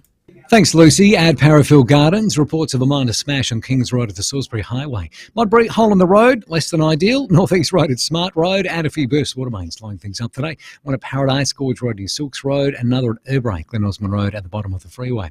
Sluggish Marion Road at the Anzac Highway intersection with the Camera Doors Road at St Mary's. Get 10% of your purchase price back in an Amart gift card when you spend $499 or more on full price items. T's and C's apply. Offer only valid in store until Sunday at Amart. Adelaide's most accurate traffic on 5AA. 5AA Mornings with Matthew Pantelis. Regarding gas, most is for export. That's the shame of it. We pull it out of the ground here and we send it off to Southeast Asia. And well and good, they're buying it. That has its place. But what about everyone here struggling to pay a gas bill when the gas comes from 800 k's in that direction? It's almost within grasp. Weekday mornings from 9. It's crazy. Just crazy. On 1395, Adelaide's 5AA. What's the best thing about winter? Definitely the Bob Burns Blinds Winter Warmer Special. Get super cozy with up to 40% off. That's up to 40% off our entire range of curtains and blinds, including our energy-efficient window coverings. With Bob Burns Blinds, you'll get that quality show home look, and you'll save money on energy bills by trapping the heat in your home. Get set for winter now with the Bob Burns Blinds Winter Warmer Special. Book your free measure and quote at bobburnsblinds.com.au. Gents, have you got the urge to pee again, even though you only just went? Caruso's Pee Less for Men relieves that annoying gotta pee again feeling and helps support healthy bladder and prostate function. So, if your need to pee all the time is getting in the way of enjoying life, try Caruso's Pee Less today. Caruso's Pee Less is made in Australia, comes with a money-back guarantee and is available from leading pharmacies and health food stores. Always read the label and follow the directions for use. G'day, it's Baz from FIVEaa Milk Company. Just wanted to make sure you knew that our milk only comes from SA dairy farmers.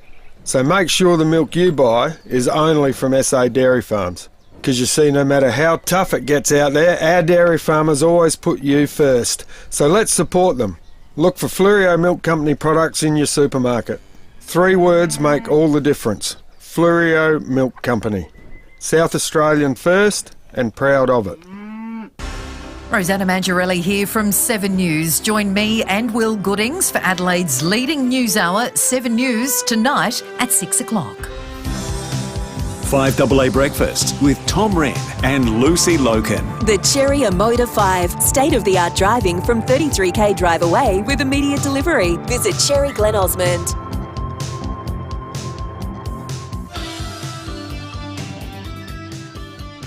7:19 on your Wednesday morning. David and Will on their mid-year break. They will be back in a week for Will and in a week and a half for David. We'll be pleased to see the boys back, but for now it is Tommy and myself in the chairs. Yesterday we were foreshadowing what the RBA would do with the cash rate. Tuesday afternoon it was announced that they will hold it at 4.1% for at the moment, so it's a slight relief for those who are watching the cash rate closely and for those mortgage holders and those who have cost of living front of mind. The cash rate has been held at 4.1% this time around. To bring into the conversation, wearing his economics hat, he's had a large career in economics, is Federal Shadow Treasurer Angus Taylor. Good morning, Angus. G'day, Lucy. Thanks for having me. Now, we know we held the cash rate at 4.1%, but your personal thoughts is, do you think next month's decision will mean an increase? Well, it's welcome relief that there wasn't an increase this time around, of course, because there's an enormous amount of pain out there. But the battle against inflation is far from over. There's a lot more pain coming through the pipeline as people, 500,000 Australians, almost 500,000 in the second half of this year, moving from fixed rates to floating rates. And you'll have listeners out there, of course, who are seeing that in the next 6 months. But the Reserve Bank has flagged that further tightening may also be necessary. That's further increases. And so there's more pain to come one way or another, and that's very tough for Australians. And the crucial point I've been making about this is that the government shouldn't be leaving all the heavy lifting to the Reserve Bank. It's a very, very painful instrument, rising interest rates, particularly, of course, on those who have got a mortgage. They pay a very high price for it. The government can do much in many other areas to take pressure off inflation and interest rates, and that's good for all Australians, not just those with a mortgage, but everybody, if they can take pressure off interest rates, and that should be the first, second and third priority of the government. What could they be doing, do you think, Angus? What should the government be trying to do? We are hearing reports of big surpluses coming for them, higher than first expected. What should they be doing with that money? Well, they should be pulling every policy lever, but if you start with spending, which is what you just raised just then, huge windfalls coming in from our coal and gas exports, not industries this government has ever been strongly supportive of, but huge windfalls coming in. But they're spending an extra $185 billion since they came into government. Now, I'll put this into perspective. That's over $7,000 of extra spending for every Australian. The problem with that is it's throwing fuel on the fire. It's making the situation worse. Meanwhile, their industrial relations policies, again, risk making the situation worse. And Phil Lowe, the Reserve Bank Governor, has made this point on several occasions. They're not delivering on the energy policies they promised before the election. Lower prices for electricity. They promised $275 reduction. In fact, we're seeing sharp increases in the opposite direction. Productivity is in free fall, and we've never seen a productivity loss like we're seeing at the moment. There's many policy levers the government could be looking at to deal with that. So every minister should be treating this as their first, second and third priority. In fact, we're seeing at best indifference and at worst incompetence on pulling those levers. And is the fear that things are going to get worse with interest rates before they get better, that they could go up? Many experts believe they will come down next year, but do you feel that it will go up before the end of this year? Well, both markets and economists expect further increases, but regardless of whether they happen, what we've got is a situation now where almost everybody expects higher inflation and higher interest rates to be persistent. And that means there's a lot more pain to come. And that's why this has got to be such a priority. Now, what we know from past episodes of inflation and rising interest rates that we've got now is they risk becoming persistent. And if you just rely on the Reserve Bank to do the work, the problem is very painful and it's very hard to squeeze that inflation out of the system. You need government to be on board. That's the lesson of the 70s and the 80s and previous inflation surges, and that's why the government needs to treat this as its absolute priority. Meanwhile, we've got a Prime Minister more interested in talking about almost any other issue than this issue, and will pay a higher price if the government remains indifferent. Angus, a lot of our listeners sometimes, we hear about the energy bill possible reductions and things like how your mortgage is affected, but a lot of our listeners are deciding what they can and can't buy on their regular grocery shop, or they can only do $10 worth of fuel at a time. How low can we start with fixing cost of living? Like how minimal? Where do we start? Is if bread is currently at $5, that's a lot for some people. How do we fix the simple everyday things? Yeah, I mean, this is the point about inflation. It's a really different problem to almost anything we've experienced for quite some time. And it's a different problem because if you throw money at it, if you're the government, you throw money at it, you make it worse. So you have to take fuel off the fire, not add fuel to the fire. You can't put your foot on the accelerator while the Reserve Bank's trying to put it on the brake. And that's my point about government spending, industrial relations policy. And now, the good news is, if the government gets this right, prices come down across the board and for everybody. That's why good policy in this area has such a big dividend attached to it. It means prices come down across the board and everybody benefits from it, and it can unite the country. But that we need that kind of effort and we need that kind of focus from the government. We need it to be the first, second and third priority of the government, or we won't crack this problem. Federal Shadow Treasurer Angus Taylor, thanks for your time this morning. Good on you. Thanks. There we go. Rates decision yesterday have held. We'll wait and see what happens with August. But, of course, Angus Taylor, there on behalf of the federal Liberals, have some thoughts about how our current government should aim their focus. Let's chat to the morning sport. It is Warren Tredrea and Sam Tugwell all this week on the Sports Show. $17 schnitty Monday to Wednesday at the Albion, Birkenhead Tavern, Excelsior and Lighthouse Wharf. You just know it's a Barreau hotel. They start from 4 o'clock. They've been chatting about cricket all week. Now, Tuggers is a big cricket fan, but we decided he could go on for days about cricket if we let him. Yeah, he absolutely could. But and the big story, as we know, Luce, leading into the third test has been what happened in the previous test with Johnny Bairstow and the dismissal with Alex Carey. Well, Travis Head was on a podcast with Adam Peacock, and he was asked about it. It's called Listen Sport, and he was asked about the Bairstow incident, and he said that something very similar to what Alex Carey did to Bairstow almost happened to him in the first test at Edgbaston. So let's have a listen to what Travis Head had to say.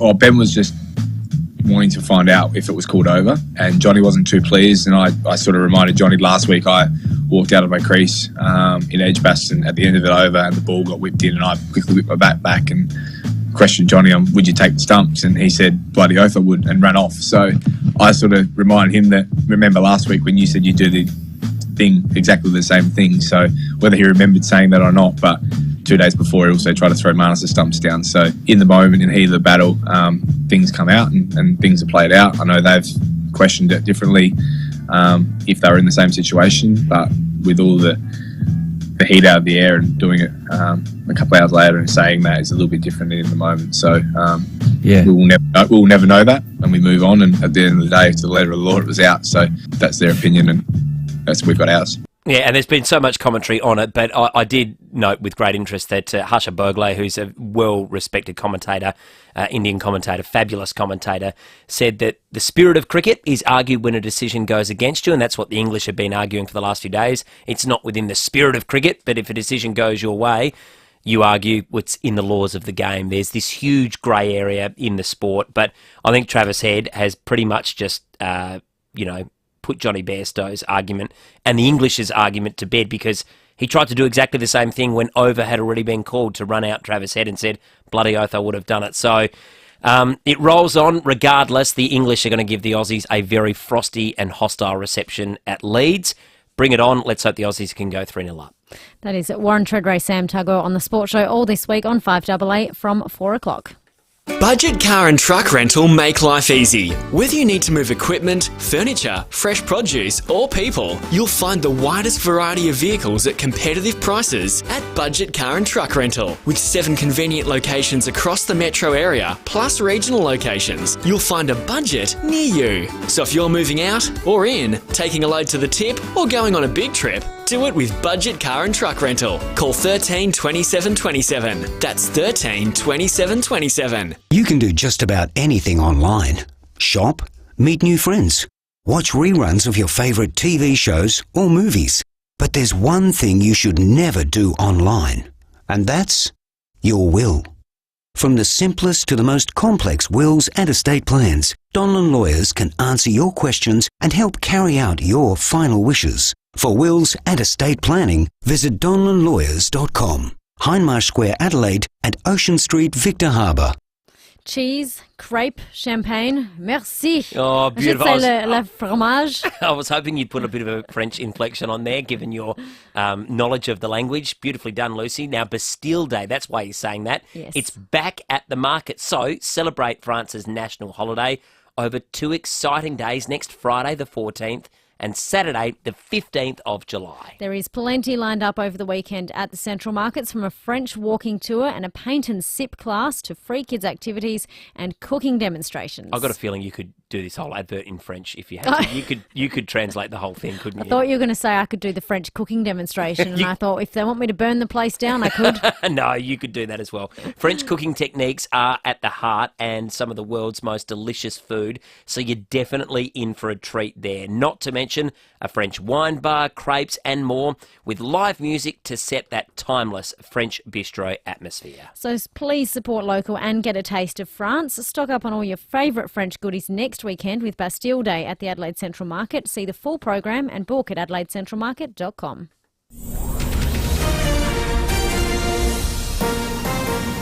This is Adelaide's 5AA.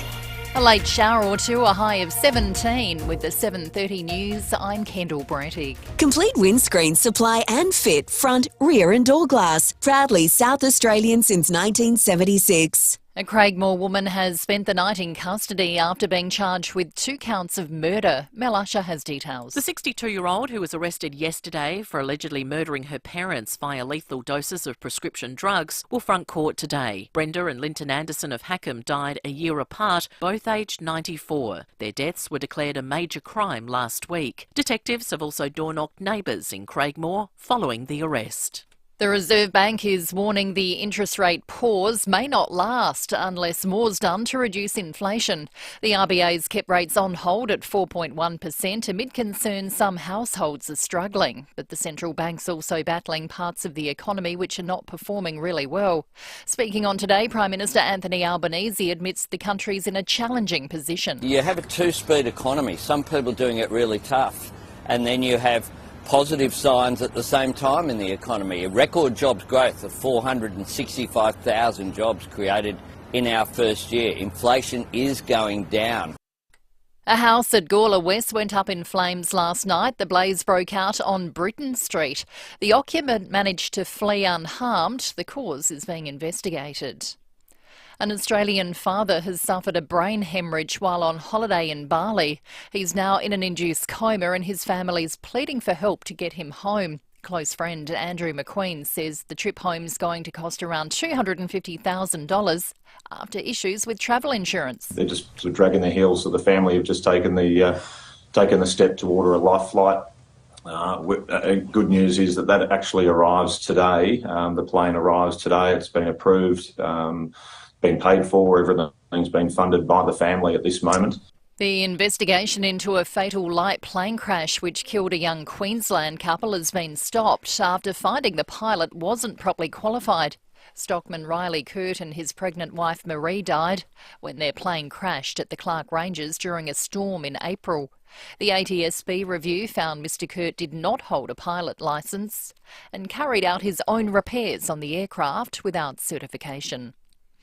A hot dog eating legend has again taken out the traditional 4th of July contest in the US. Joey Chestnut consumed 62 hot dogs in 10 minutes, picking up his 16th title at Coney Island.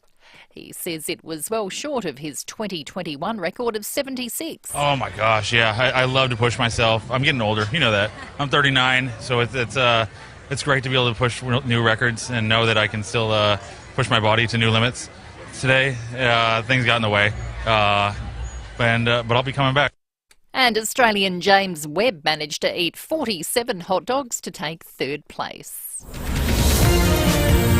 Now turning to FIVEaa Sport. Check out Gliderroll Garage Doors' new Timber Look Native Series sectional doors. Gliderroll.com.au. Here's Jono Edwards. Thank you, Kendall. Belgium's Jasper Philipsen has won Stage 4 of the Tour de France. Aussie Caleb Ewan came in second in an exciting finish. Carnage on the race circuit. Caleb is coming. It's Philipsen. It's a photo. We'll wait with bated breath again. The last lunge for the line, the final 100 metres. Philipsen, half a wheel.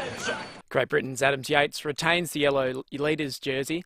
A wet day at Wimbledon with the covers staying on the outside courts. Andy Murray moves through in straight sets. Australian Storm Hunter lost her first round match. The SANFL's round 11 breakthrough player is South Adelaide's Ben Shilber. Originally from Port Lincoln South Football Club, the 22-year-old was a constant threat inside 50 in the Panthers' win against the Eagles, booting 3 goals from 16 disposals and 5 marks. English batter Ollie Pope has been ruled out for the rest of the series with a shoulder injury ahead of the third test tomorrow night. And in Major League Baseball, the Cincinnati Reds defeating the Washington Nationals, the Yankees defeating Baltimore, Minnesota defeating the Royals, and the Red Sox going down to the Texas Rangers. And that's the FIVEaa Sport. Now checking FIVEaa traffic. Planning a function? Speak to the Adelaide Convention Centre team to elevate your vision for your next event. Good morning. At Parrotfield Gardens, reports of a minor smash on Kings Road at the Salisbury Highway. Might bring got a hole in the road, causing a few dramas, as you'd expect. North East Road near Smart Road, and Burke's Quartermain slowing things up today at Urbray, just at the bottom of the freeway on Glen Osmond Road.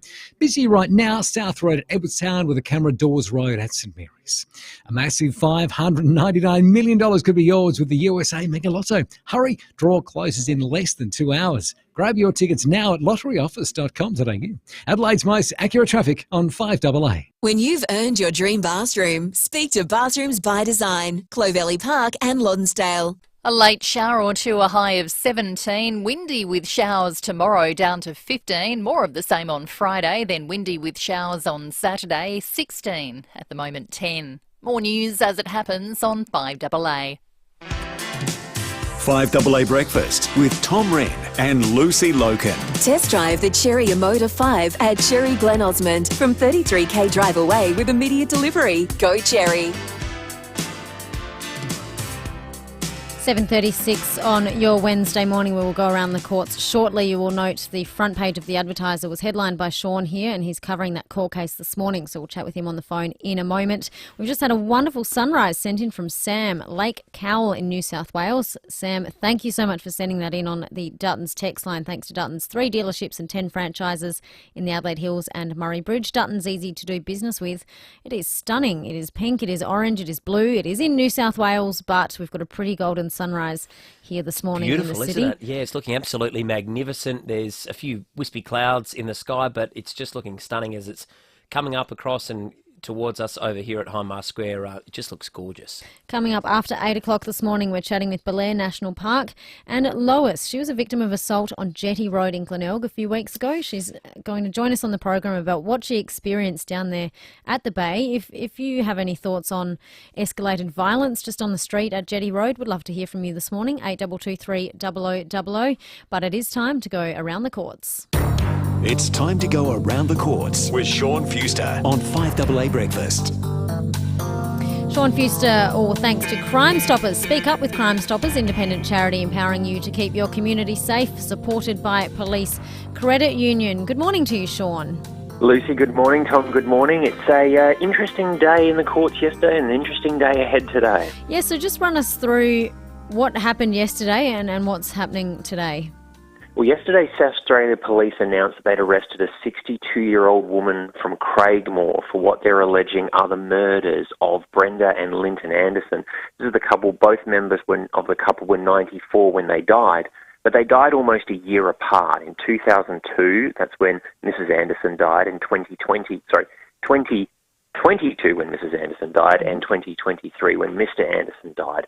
Both had reached, as I say, the age of 94 by that point.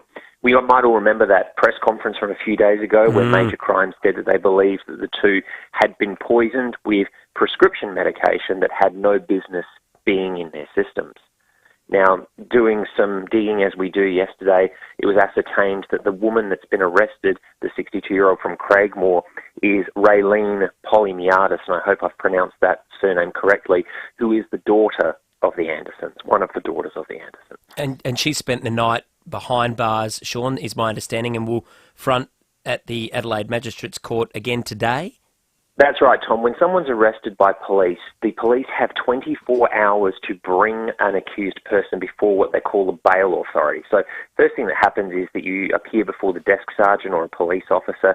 They determine whether or not they're prepared to grant you police bail, which is why we see a lot of times people in minor indictable cases, in lesser cases, newspaper articles saying they'll appear in court at a later date. They get bail from the police, they go home straight away, they come to court a couple of months later. Something like this, when the allegations are this serious, you spend the night in the city watch house if they can't get you before the courts before close of business. The Magistrates Court in Adelaide actually has a rule. If the police haven't filed the charges with the court between 3:30 and 4 o'clock, then it's not going to happen till the next day. And she is an aged care worker herself as well, Sean. According to her LinkedIn profile, that's right. Looking around the internet, finding out the information that is available, lists herself as an aged care worker, also an administrative assistant in a dental facility. So whether that information will come out in any bail application today is yet to be seen. Sean, without going into too much gruesome detail, and if you know this, I know that both were taken to Flinders Hospital. They had deteriorating health conditions, being in their 90s and passed away. Did they do the toxicology report after death? Like, how did this actually come about? Because I guess when they're sick and old age and they sadly passed away in their 90s, it might be something you don't immediately check. Yeah, my understanding from what police have said so far is that something to do with Mr. Anderson's death alerted them to concerns, and I believe that was during the standard coronial process that occurs after someone passes away in a hospital, and that caused them to look back at the circumstances surrounding the death of Mrs. Anderson and make these allegations. And it's important to note two things at this point, guys. Number one, there's no assertion of wrongdoing on the part of any hospital that was involved in this. Nobody's saying that this is a coronial inquest where someone needs to look into the way hospitals behave. This is completely above board as far as the hospitals involved are concerned. And also that these are just allegations at this stage. Obviously, significant allegations if police are prepared to make an arrest and hold someone in custody overnight, but yet to be tested by the court. So her appearance this morning in court is on charges of murder, alleged murder? That's right, 2 counts of murder, Yep. and it could be any time. With overnight arrests, there's no rule as to what time they appear, so yours truly will be camped out at the Adelaide Magistrates Court from first thing this morning waiting to see when this comes on and whether there is a bail application. That's the only way we'd hear any more details. If Mrs. Polymiadis doesn't apply for bail, it's likely that she'll be remanded in custody to another date and the case will simply move on.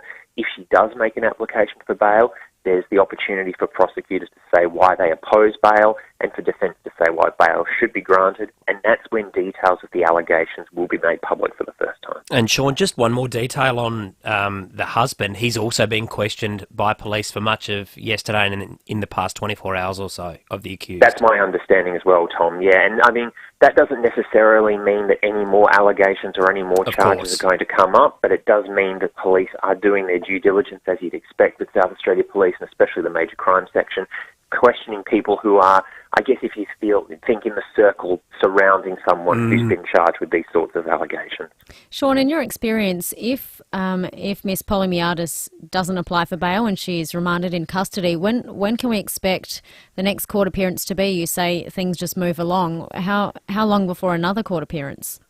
So if she doesn't of apply course. for bail today, Lucy, you'd be looking 6 to 8 weeks for what they call the charge determination date, which is when police and prosecutors need to nail their colours to the mast and say, we are definitely pressing ahead with a murder charge, or we're downgrading it to a lesser charge, whatever decision they make. Then it would go off again for another period of time for Ms. Poliniadis to enter her plea to whatever charge was being pursued. With the delays and the log jams in court at the moment, I'm hearing from lawyers and from counsel that it can be a 2-year wait for any form of trial from the point of entering your plea, depending on whether you're headed to the Supreme Court or the District Court. So if this case proceeds in the ordinary manner, it's going to be a long and protracted one. Wow. Yeah, no doubt we'll be all across it today or whenever it comes out. Let us know the update, Sean. But what, of course, is on Just Lawful this weekend? Your Adelaide True Crime podcast on Sunday nights here on 5AA. What's up this week? Daniel and I are moving rapidly toward one of the most famous defamation trials in South Australian history, where a very prominent priest by the name of John Fleming opted to sue a newspaper over assertions that were made about his alleged past conduct involving 2 young women and a young man. And Father Fleming decided that the only way to protect his reputation was to sue, and things didn't go the way anybody involved expected. Excellent. Oh, it sounds intriguing. Big hook there, Sean. Defamation always Yeah. fascinates people in the media, I find. People who listen to things and want to know what gets through defamation, what counts, what doesn't. Interesting listening. Thank you, Sean. Sunday nights, Just Lawful with Sean Fuster and his partner Daniel Panozzo there, and Chief Court Reporter at The Advertiser, about to camp at the Magistrates Court for today's court appearance. Well, it's such a grim case, isn't it? You know, people into their 90s, and look, of course, it's all allegations at this stage, so we shouldn't assert anything. But it's a big case, and one that's going to be followed with great interest, I think. Very, very grim details that are emerging as a result of that. We'll check your traffic shortly, but coming up after the break, we're going to celebrate a very, very special birthday for this program. It's not me and not you, Tommy. We already did yours 2 months ago with the confetti cannon, but we will check traffic first of all. Thanks, Lucy. At Parafield Gardens, reports of a minor smash on Kings Road of the Salisbury Highway. Odd break hole in the road there, that's not ideal. Northeast Road at Smart Road, and a burst water main slowing things up at Erbray. Glen Osmond Road at the bottom of the freeway. Starting to get busy, Tapley's Hill Road, Acklenelg North, with cameras this morning, Grand Junction Road, Hope Valley, and Lauder Street at Ingle Farm. Wherever you see yourself, the all-new Mercedes-Benz GLC is ready to take you there. Find yours today at Mercedes-Benz Adelaide and Unley. Adelaide's most accurate traffic on 5AA. Some builders think a sloping block has limitations. When Beechwood Homes look at a sloping block, they think, the possibilities. Beechwood Homes know how to make the most of a sloping block. In fact, they specialise in them. Beechwood will design a home that works with the land you have, taking full advantage of every square metre. So if you're looking at a sloping block, go for it. Beechwood has your back. Life's good. It's even better in a Beechwood home. Google Beechwood Adelaide. If you need to fix your pipes, call Precise. Call Precise. If your toilet's blocking up, call Precise. Call Precise. If your lights aren't turning on, or your hot water is gone, or a plumber or an electrician, call Precise. Precise. Precise Plumbing and Electrical. Call 1300 700 200. That's 1300 700 200. Precise Plumbing and Electrical. On time, on budget, on the job. Or a plumber or an electrician, call Precise. Precise. Do you want a slice of the mortgage-free life in one of Adelaide's most prestigious suburbs? I've got my ticket, Lucy, and you've got to get a move on for your chance to make the move of a lifetime if you want to be involved as well. It's your absolute last chance to get your tickets in the Hospital Research Foundation Home Lottery for your shot at the grand prize in Malvern near Unley Road. Fully furnished and ready to move in. But the final deadline to get your tickets is midnight tomorrow. Your tickets also stay in over 13,000 draws for cars, cash and more. And best of all, every ticket you purchase makes a real impact on the health and well-beings of all South Australians. Yeah, that's the great thing, isn't it? But you have to be in it to win it, and you must have your tickets by midnight tomorrow. So get in quickly. Don't miss out and join the fight and get your tickets at homelottery.com.au. Hello, I'm Lynn Andrews. For over 50 years, we have specialised in commercial and residential property management. But above all, we specialise in people. helping to make life easy for property investors and the tenants of their properties. Everyone is treated with integrity and respect. That's the Lynn Andrews way. For commercial and residential property management, we are here to help. Visit lynandrews.com.au. Hi, it's Eddie May here from NRG Solar. Home batteries for solar systems, are they all the same? Well, definitely not. At NRG Solar, we've spent thousands of hours testing different batteries. A great battery has plenty of power, runs your home in a blackout, and has an easy-to-use app that's very smart. Imagine having a battery that actually earns you money by buying electricity when prices are cheap and selling it back when prices are high. A 10-year warranty, blackout protection, and an awesome app for monitoring it on your phone. Want to know more? Visit nrgsolar.com.au today. Speak with One Solution and they'll tell you cybercrime is not a big business problem, a government problem, or a small enterprise problem. It's everyone's problem. Ransomware, malware, and adware remain the #1 threat. One call to One Solution will put your business in a safe place. It's the smartest, most cost-effective business decision you'll ever make. Get in touch with One Solution, winner of the National Telstra Customer Experience Award. onesolution.net.au. 5AA Breakfast is streaming live right now. To watch, simply head to 5AA on Facebook or YouTube. 5AA Breakfast with Tom Rehn and Lucy Lokan. The Cherry Motor 5, state-of-the-art driving from 33k drive away with immediate delivery. Visit Cherry Glen Osmond. Wednesday, the 5th of July, going for a top of 17 today. Currently 10.1 in the city. Feels like 6. I've never a 4-degree difference. I've never understood that. It's what is the temperature is the temperature. I just don't get that. But anyway, the Bureau seems to swear by it, but I don't understand how it can be 10, but it feels like a different temperature. Today is our nicest day for the next little while. Top of 14 tomorrow, aiming for up to 15 mils of rain. Friday, 15 degrees, up to 9 mils.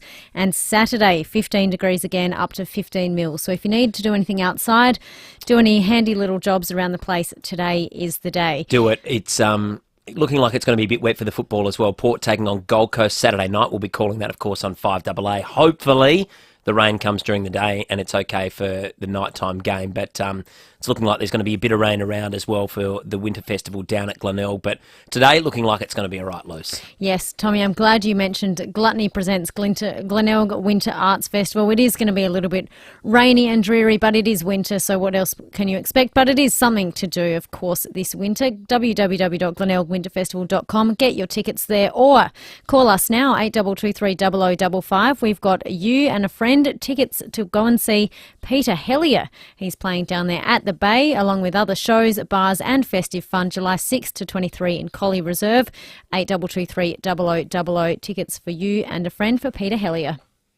Happy birthday to you. Happy birthday to you. Happy birthday. Happy birthday to you. Well, Tommy, he's not here. Our Will Goodings has finally hit the big 40 today. He can join the club. He can join the club, that's right. We don't have a confetti cannon in his absence, but it is Will Gooding's 40th birthday today. If you read The Advertiser, he's made Marty Smith's column of On This Day. 1983, Will Goodings born. He's joined the Big 40s club. He is in Fiji at the moment, no doubt ignoring everything to do with his birthday because he doesn't like to celebrate it, so we'll celebrate it on his behalf.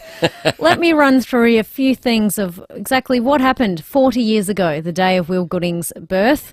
I know Eve and Graham are also in Fiji with Will, so they're also not listening, but Eve... It's a beautiful, beautiful place. Great to take young kids. It's just a very relaxing place, Fiji. It's absolutely stunning there. So Will is the oldest of three of Eve and Graham Goodings, and this is what happened on July the 5th of 1983. It was a Tuesday. It was 14,591 days ago. It means that Will has slept for 4,864 days of his life, which is 13 years. So of your 40 years, Tommy, you and Will now, you've both slept for 13 straight years of your life. Wow, that's a lot of sleep. Will is now more than 21 million minutes old. So if you're wondering how many minutes are in 40 years, 21 million. more than 21 million. Will and you, Rennie, you're both millennials. Will's star sign is Cancer. His birthstone is Ruby. He only has one celebrity twin. There are lots of famous birthdays on July the 5th, but only one other person I could find turning 40 today. Who's that? Marco Estrada. He is a Mexican-American former professional baseball pitcher. Oh. He played in Major League Baseball for the Washington Nationals, Milwaukee Brewers, Toronto Blue Jays and the Oakland Athletics, for those who are big baseball fans. He retired in 2019. Also only recently. Got around a bit, 4 clubs, but tends to happen a bit more that they wheel and deal and go to different clubs.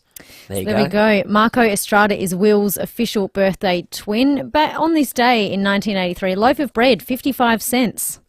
Yeah, well, things have changed, haven't they? Things Talking about inflation. have changed. The average price of a litre of unleaded petrol, 30 cents. Oh, take me back there. A 285ml glass of beer in a pub cost you 84 cents.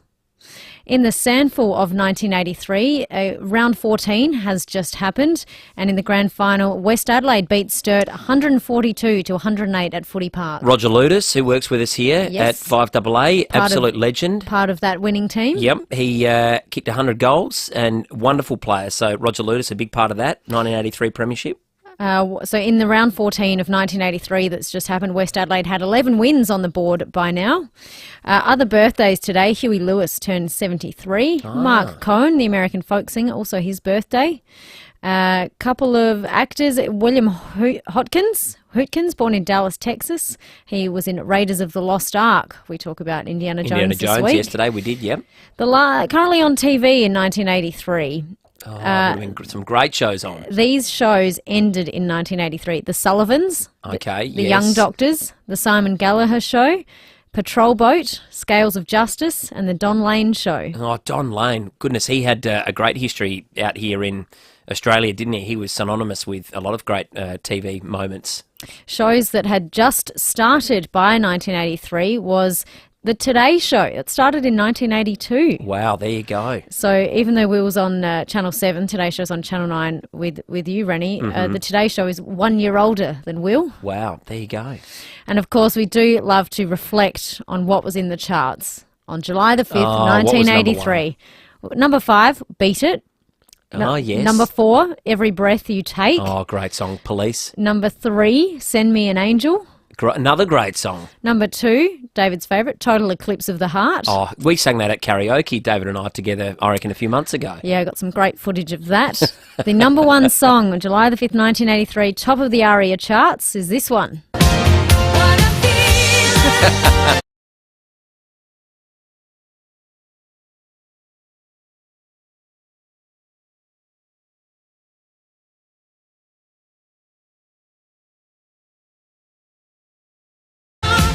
So big happy birthday to Will Goodings. He's finally hit the 40 years old, or instead the 21 million minutes old. And what a great song as well. Yeah, well done to Will. Flashdance, that was from What a Feeling. Irene Cara, I think, sadly passed away only a few months ago, but amazing song and just gets you up and about, doesn't it? Great movie as well. It's so funny. I texted Will this morning. I texted him a little picture of his on this day in the Advertiser, and I said, "Happy birthday, the big 40, 6:45 this morning." He's only just replied. He's on holiday time. It's about 11 a.m. in Fiji. When you're in Fiji, everything's on Fiji time. If you order a drink, you might get it an hour later, but that's the whole point. You just kick back and you do nothing. It's just so relaxing. So he's a busy man. So hopefully he's enjoying some time off at the moment. Other July 5th things, yes, if it means you're a Cancer. One of my really good school friends, Maddie, her birthday today. Happy birthday, Maddie. She's not quite 40, but we're nearly, well, we're not really getting there. We're nearly 30, our age bracket. So, but we are also millennials. Will at 40, you're a millennial, Tommy. Yeah. I'm a millennial. Blake and Emily are both not quite millennials, but they will get there at some point. I love reflecting on the 80s music. What a feeling. I think it's How the nice. best for me. I mean, look, you're always influenced more heavily by, the time when you grew up. But I think the 80s music for me is the best. 90s I didn't mind, but it's hard to relate. And I sound like an old fuddy-duddy when I say it, but I find it harder to relate to the music of today. I think there are some great songs that get released, but I think that 80s genre generally had the best bracket of songs. 70s not bad, 60s were fantastic for the emergence of, bands like the Beatles, but the 80s for me is the best. Text us, folks, if you've got a favourite song from the 80s or even earlier, 70s, 60s. We'd love to hear your favourite songs. We'll go pre-90s in honour of Will here. Text us your favourite songs at 0448 08 1395. Just love hearing a bit of music on your Wednesday morning. But up next is the 8 o'clock news. Need a forklift? Don't just get a forklift, get a Toyota forklift. Toyota is the world's #1 forklift brand with a great range of pallet jacks, walkie stackers and reach forklifts right up to their leading Toyota counterbalance forklifts. Legendary reliability and safety with cleaner, greener electric options. Toyota can tailor the right forklift solution for you. It's all part of the Toyota Forklift Advantage. For more, visit toyotamaterialhandling.com.au. Get a Toyota forklift. This is your last chance. The absolute final deadline in the Hospital Research Foundation Home Lottery is midnight tomorrow. Don't miss your chance to live mortgage-free in the fully furnished $4 million Scott Salisbury Grand Prize. You'll never need to think about interest rates again. Plus, there's a 1 in 15 chance of winning from over 13,000 prizes. Get your tickets now and see full lottery details at homelottery.com.au today. Licence M14364. Babe, why is there a boat in our driveway? Yes. And new golf clubs in the laundry? Right, well- And do you know anything about a holiday Yeah. booking in the Maldives? Yeah, babe. Did we win the lottery? Babe. Did you get a promotion? Babe. Oh no, you're having a midlife crisis. Babe, chill. I went to Cosco Energy Group. Cosco? Yeah, KOZCO. They've installed a new solar system on the roof, so now we're saving on power. Cosco Energy Group, the experts at reducing your power costs. Cosco.com.au. Babe, why is there a motorbike helmet on the table? The Beatles' breathtaking masterpiece White Album, a 60s revolution in music. Now, a live concert tour de force. 29 classic tracks, 21 sensational artists. Chris Chaney, Phil Jamieson, Josh Pike and Tim Rogers are doing it on the road again. The White Album Concert. Festival Theatre, Friday, September 8. On sale Friday. Book at Ticketek.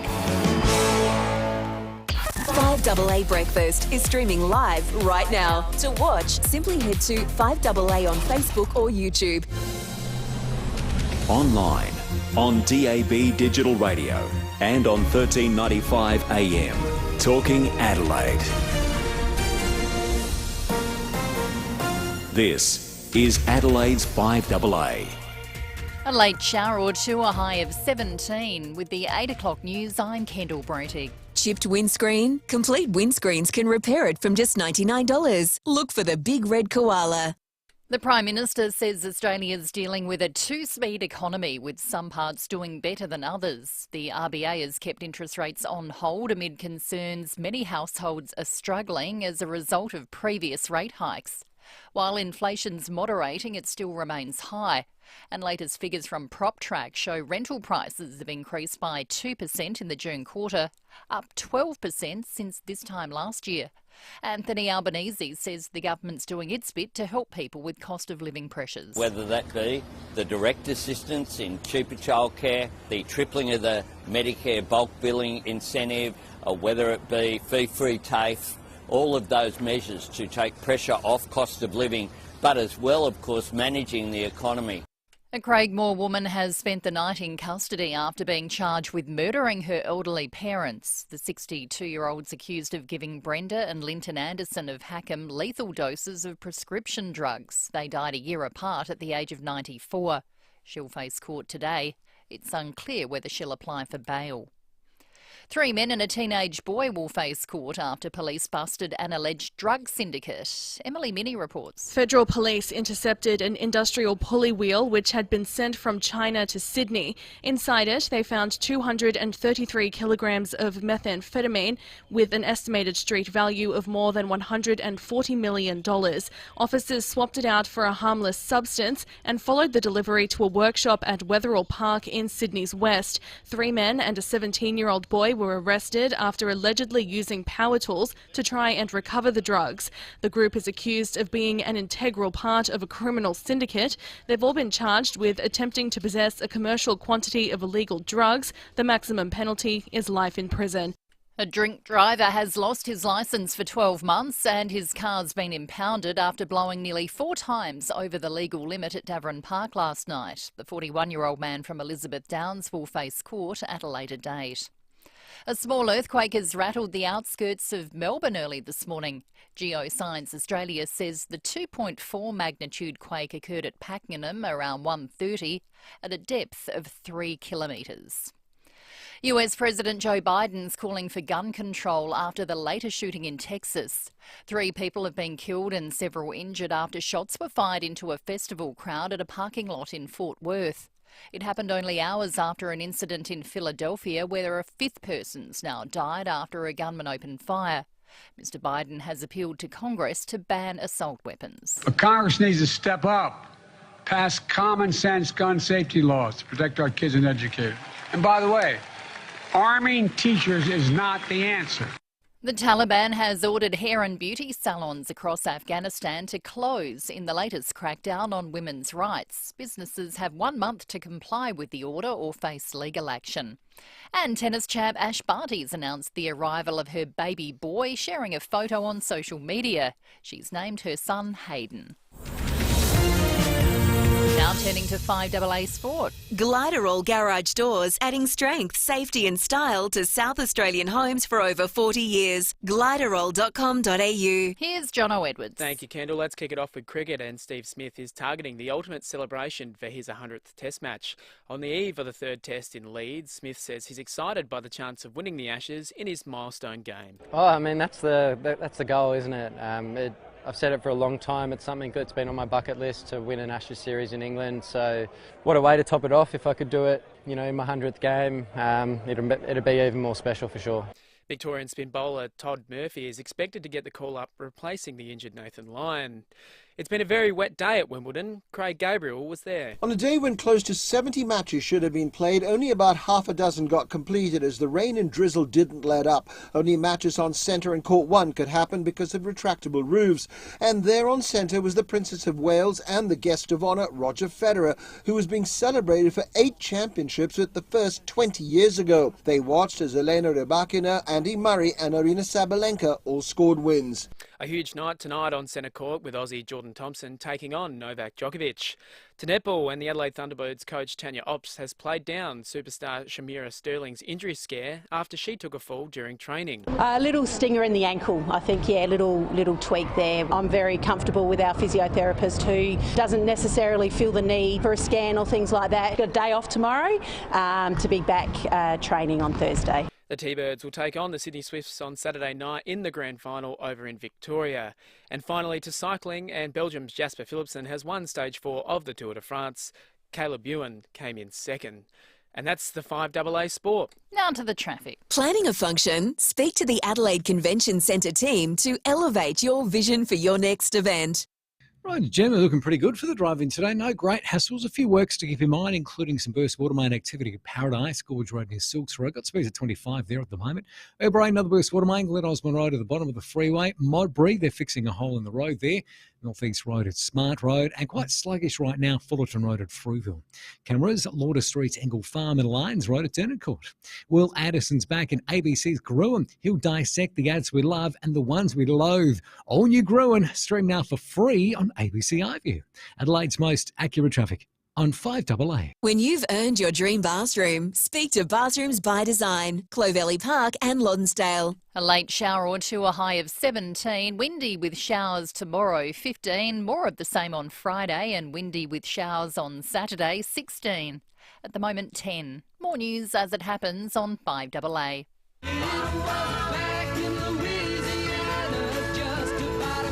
FIVEaa Breakfast with Tom Rehn and Lucy Lokan. Test drive the Cherry Emoda 5 at Cherry Glen Osmond from 33k drive away with immediate delivery. Go Cherry.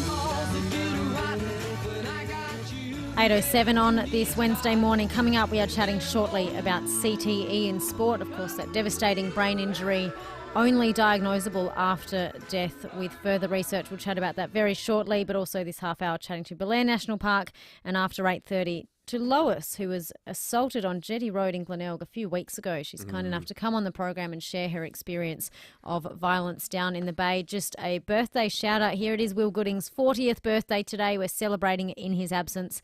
He's always thrilled that the media break falls around his birthday, so he doesn't have to acknowledge it, but he's hit the big 40 today.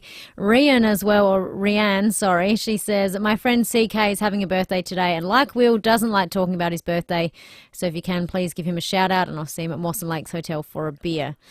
Thank you, Ryan. Ryan, God, pronunciation's all over the shop by 8 o'clock this morning, so apologies for that. You've been up for a while. Been up for a while. My dog didn't let me sleep last night, Yeah. but we're all having fun games here. Sadly, though, a topic that is far less fun, but an important one to talk about given the high-profile deaths of various athletes and well-known former players, Graham Farmer, Danny Frawley and Shane Tuck. They all sadly passed away in recent years, and they were found to have the degenerative brain disease CTE, which is only diagnosable during brain research in post-mortem examinations. An expert in this topic is Dr. Alan Pearce, Professor at La Trobe University and Research Manager of the Australian Sports Brain Bank. Good morning to you, Dr. Pearce. Good morning, Tom and Lucy. Now, it came out yesterday that a 2017 Crows AFLW Premiership player died in November. She was aged 28, and found it yesterday that Heather Anderson did have CTE. She is the first confirmed case in a female professional athlete in the world. It's big news for the Brain Bank. Yes, certainly it is. It's very tragic news, but it's news that we sort of need to at least publicise, because we've been seeing it in male football players and other contact sport players around the world, but this is the first that we've seen in a female professional athlete. So, it's very sad news. Doctor, it's suspected that she did die by suicide. Is there a fear that it could just be the tip of the iceberg? Lucy alluded to the fact in the intro that it's the first professional female athlete that's been documented. Is there a fear that this could be the first of perhaps many? Yeah, look, certainly won't be the last, unfortunately, because, we certainly need to be doing more research into the area and understanding the links between repetitive head trauma and the risk of this neurodegenerative disease. And, we obviously have seen it in men because historically contact sports have been male-dominated with the rise of female sports in the last sort of 10 to 20 years, which is, fantastic. There does come a situation that we do need to look at this from the female athlete perspective. And it would be far too early to perhaps get a body of work, but is there any kind of an idea or indication that women or men are more susceptible to these head injuries, or it's just too early to tell? Yeah, probably too early to tell at the moment, because one of the things that we're trying to understand is how, repetitive head trauma affects female brains compared to male. But in saying that, CTE does not discriminate. We've seen in sports around the world that it's not a disease just for older people. We see it in America. They've seen it in as young as 17 years of age. So what the defining factor is what is the effect of repetitive head trauma, and how can we mitigate that? And is there any way of diagnosing it earlier, Doctor? Because we know those brains that have been donated to the Brain Bank, Danny Frawley, for example, Heather Anderson, who unfortunately died just recently. Is there any way of diagnosing this earlier, and can anything be done for those people that are suffering from CTE whilst they're still alive? Well, that's one of the big questions that we're trying to address worldwide right now, and Boston University are leading the way in this research, both from the post-mortem CTE diagnosis, but also trying to diagnose CTE in living athletes and living people as well. So at this stage, there's an experimental criteria, but it's not used on a day-to-day basis with doctors as yet, because we're still trying to refine that criteria. So we've got to be really careful that we don't misdiagnose anyone, because it can be quite dangerous in terms of someone thinking they might have CTE and doing something terrible, rather than, and then finding out that they don't have it. So we've got to be careful there. In saying that, if someone has concerns, they should go and see their doctor. Trying to, borrow from other areas such as Alzheimer's disease, is looking at things like nutrition and diet, exercise, socialisation, even some cognitive stimulation can help with brain plasticity. But this is something that we're still trying to work out. Dr. Pearce, Heather Anderson did play rugby league while she grew up in the eastern states. Then she made the change to football, and she did end up wearing a pink helmet she became known for, and headgear, of course, is another big part of the CTE discussion. But realistically, wearing a helmet doesn't actually prevent concussion at all. That's right. It's one of the myths around concussion, but also obviously, repetitive head trauma as well, is that the helmet is able to protect the brain. And while it can protect the skull from fractures and lacerations, it can't stop enough force from the movement of the brain tissue. And the brain tissue is so delicate. People don't realise or appreciate how delicate the brain tissue really is. And it stretches and it shears the brain cells, and this is what we think is causing micro damage that is leading towards CTE later in life. We're talking to Dr. Alan Pearce, who is a concussion expert and professor at La Trobe University, and also research manager of the Australian Sports Brain Bank. For those people out there, a lot of listeners tuning in this morning, Doctor, would be participants or have sons, daughters, grandsons, granddaughters that play football or rugby or soccer even. For the symptoms that they're looking for in repeated head knocks, what are some of the symptoms for those that are suffering from CTE? Well, it's quite varied, and it also depends on whether someone is younger or older. So if they're older, it tends to be more cognitive impairments, and older, I should say, in their 60s and 70s. It mimics Alzheimer's disease as well in terms of memory loss and as I said, cognitive impairments. In younger people, it may not even show up as any symptoms, and that's the difficult aspect. But generally, if they're in their 40s, we see anger and behavioural issues that can manifest. But again, as I said, we've got to be really careful here to not generalise what we're seeing, because every person that we've had in the brain bank, we've tried to get that clinical history, and there hasn't been anything really clearly coming through. Everyone has been an individual case almost. And that's the thing, isn't it? There's still so much work to be done and so much research, clearly. We don't want people to stop playing sport, because it's part of the Australian culture, isn't it? To be active and to be exercising. Absolutely. But if any parents out there or grandparents are listening, what would your advice be if they've got their young children or grandchildren playing a contact sport? Yeah, a couple of things. One, I think, is to try and vary as many different sports as possible. So, they're not playing Australian rules football one day and then they're going to go to rugby union practice the next day. Try and mix up the sports as much as possible to, help with brain development, because playing different activities actually is better for the brain than just doing the one activity. Mm-hmm. And also it does reduce that exposure. Lucy mentioned before that Heather had started rugby at 5 years of age, and this is one of the things that we are seeing, is that the longer the exposure, the greater the risk. And so we do need to think about potentially modifying sports for children to reduce that exposure at a young age. And the other thing too is that, if you want your kids to be playing these sports, that's great. Just ask your club if they have a concussion policy. If your kid is concussed, what is the policy? What do they do? Yeah. Making sure that they have a good rest and good rehabilitation if they are concussed, because all kids get concussed as well. So we don't want to scare anyone that if you get one concussion, that's a risk for CTE. It's CTE is at multiple tens of thousands of hits over decades. Dr. Alan Pearce, thank you for your time this morning. You're welcome. Thanks for having me. Dr. Pearce there, Professor from La Trobe University and also Research Manager of the Australian Sports Brain Bank. Yeah, and look, it's a tragic subject in so many ways, and it comes in the wake of that story that we had, former Crows AFLW Premiership player Heather Anderson, who unfortunately died at just 28 years of age, and the first documented professional female athlete known to have suffered from CTE, and there is still so much. I mean, this really, I think, became an issue over in the United States first with the study into NFL players, and it's now finding its way into the AFL as well, and now AFLW. So It is, I think, only the beginning, and there still is so much research that has to be done, but it's an issue that we all have to tackle because mental health and brain health is critical, and, it's already taken far too many lives. Couple of quick traffic updates before we check it more broadly. Delays for city-bound traffic currently on North East Road at Walkerville, just outside of the ABC building there.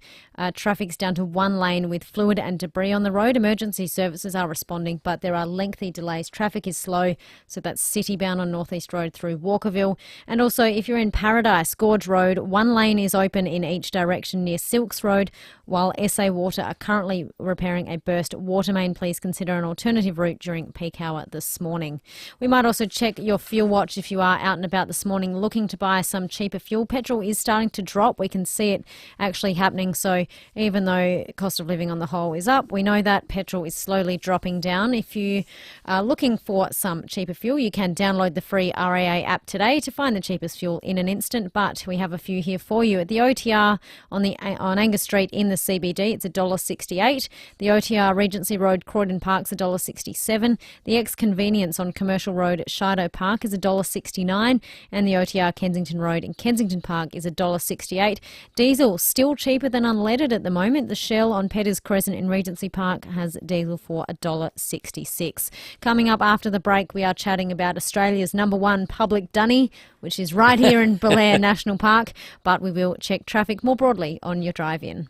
Thanks, Lucy. At Walkerville, got a smash on North East Road inbound just near the Walker's Arms Hotel. Really solid delays inbound at the moment. Cuddler, collision on Seven Heath Road at Dalkeith Road, while at Modbury, holding the road North East Road at Smart Road. Really slow going at Paradise with a burst water main 2, Gorge Road near Silks Road, speeds at 25, and quite busy at Fullerton Road at Frueville. Got a camera at 2 Lines Road at Dernancourt. Wherever you see yourself, the all-new Mercedes-Benz GLC is ready to take you there. Find yours today at Mercedes-Benz Adelaide and Unley. Adelaide's most accurate traffic on 5AA.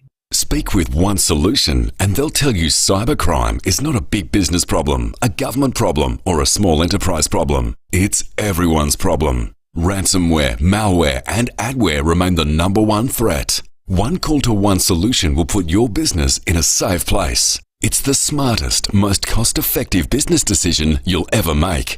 Get in touch with One Solution, winner of the National Telstra Customer Experience Award. onesolution.net.au. There's nothing worse than being in a home where it feels colder inside than out. Don't wait until cooler months arrive to get a new heating system installed. Get it done now with an automated system from Cosco Energy Group. It could save you some serious dollars and you'll never have to layer up to beat the cold chill again. Experience the automated heating solutions at the Cosco Energy Group's interactive showroom, 336 South Road, Croydon Park. KOZCO, Cosco Energy Group. Cheese, crepes, champagne. Oh my gosh, I just butchered my favourite live read ever. Let's go again. Cheese, crepes and champagne. Yes, please, and merci. Oh, beautiful. I love that little French inflection at the end. Bastille Day is back at the market, Lucy.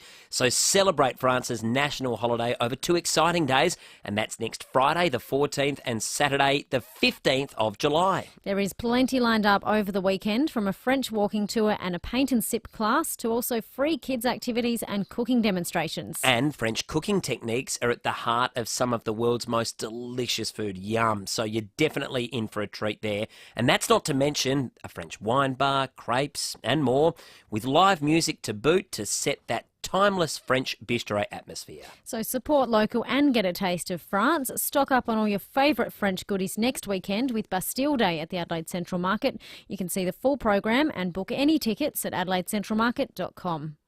What's on your bucket list? Skydiving? Swimming with dolphins? Hot air ballooning? Before you plan a bucket list, plan your will with Donlan Lawyers. A will, power of attorney and advanced care directive speak for you when you can't. It means you and your loved ones will be taken care of. Visit donlanlawyers.com. Put it on your bucket list.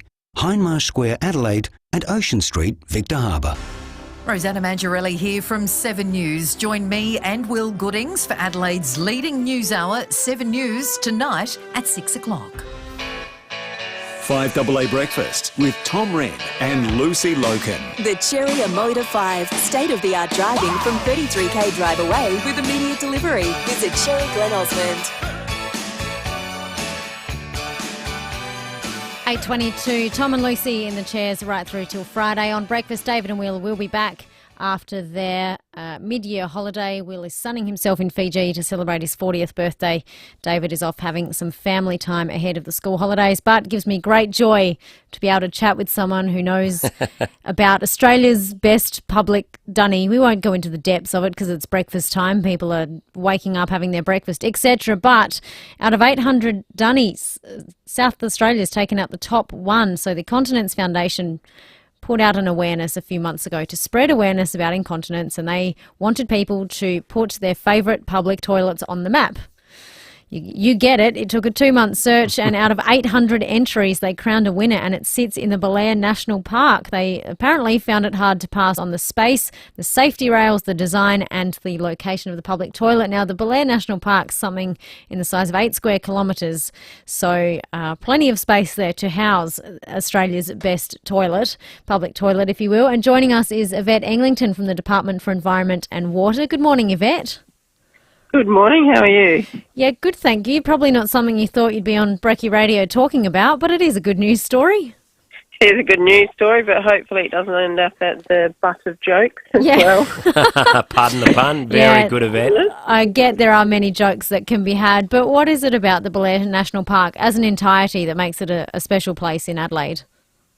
Oh, it's close to Adelaide. It's got so many facilities available for people, You can go mountain bike riding, you can bushwalk, you can play tennis. There's just so much available in FIVEaa National Park, and I think being, a hop, skip and a jump from, the city makes it a really special place.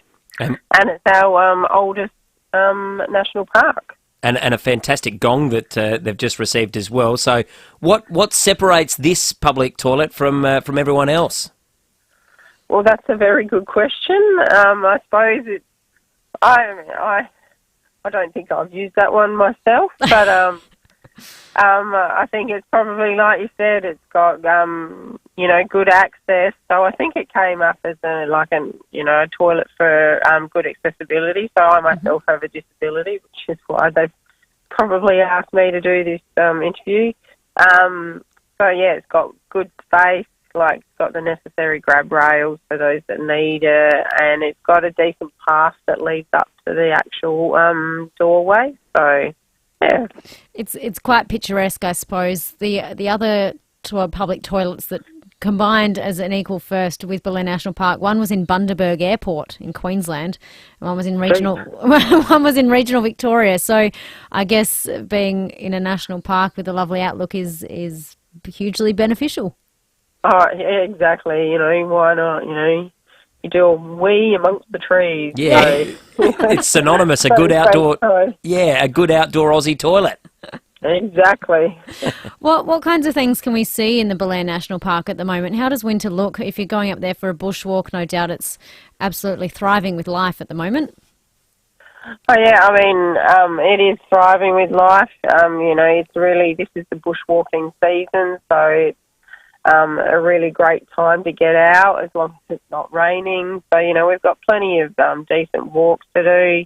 We've got Playford Lake, which is obviously with all this rain that we've had, Playford Lake has got a lot more water in it than it normally would have. So it's a good opportunity to come and see the birds and the turtles. And it's we've got the Lorikeet Loop. Come visit Old Government House. That's open, I think, every second and fourth Sunday. We'll have to check the website for that. I'm not 100% sure, but, it's a great place to go visit and learn about our history. And there's plenty of other walks to do, up to, the waterfall walks. There's, even walks through up to Long Gully and Karkar, and the RSL walk is a beautiful walk that takes you up to a sequoia forest, which is huge, big pine trees, which is pretty majestic. So there's plenty to do. as long as you're willing to brave the cold. Yeah, well, that's the right. thing. Thank you so much for your time this morning, Yvette. Yvette Eglinton from Department of Environment and Water. Didn't think she'd be chatting about Australia's best public toilet, but the things we managed to get people to do. It's nice to get a good news story about that because we've all encountered ones that aren't so great, so it's nice to hear about some that are better than others. And she's right, I mean, Belair National Park on a day like today as well, fantastic for a walk. It has been a crisp morning, but a beautiful day, and enjoy it because the wet weather is on the way, so it's a perfect kind of a day to be outdoors. So if you do need the bathroom, 1 in 4 Australians do suffer from incontinence problems, I believe. That's why the purpose of the Australia's Best Dunny was done. But if you are in Belair National Park, I think there's something like 10 public toilets, but if you come across one which looks like a very historic stonework with corrugated iron entrance, then that is the number one. That's the one. The number one public toilet in Australia and, of course, in South Australia. Coming up after 8:30, we are chatting about Jetty Road down at Glenelg. If you've come across any instances of violence or assault or you're a regular down at the Bay, we'd love to hear from you this morning, 8223 0000. We'll be chatting about that after the 8:30 news.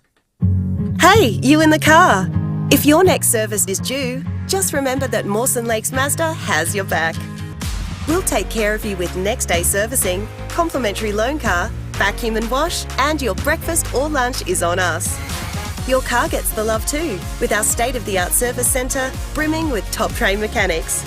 At Mawson Lakes Mazda, we'll look after your car and look after you. Mawson Lakes Mazda, just a short drive from the city.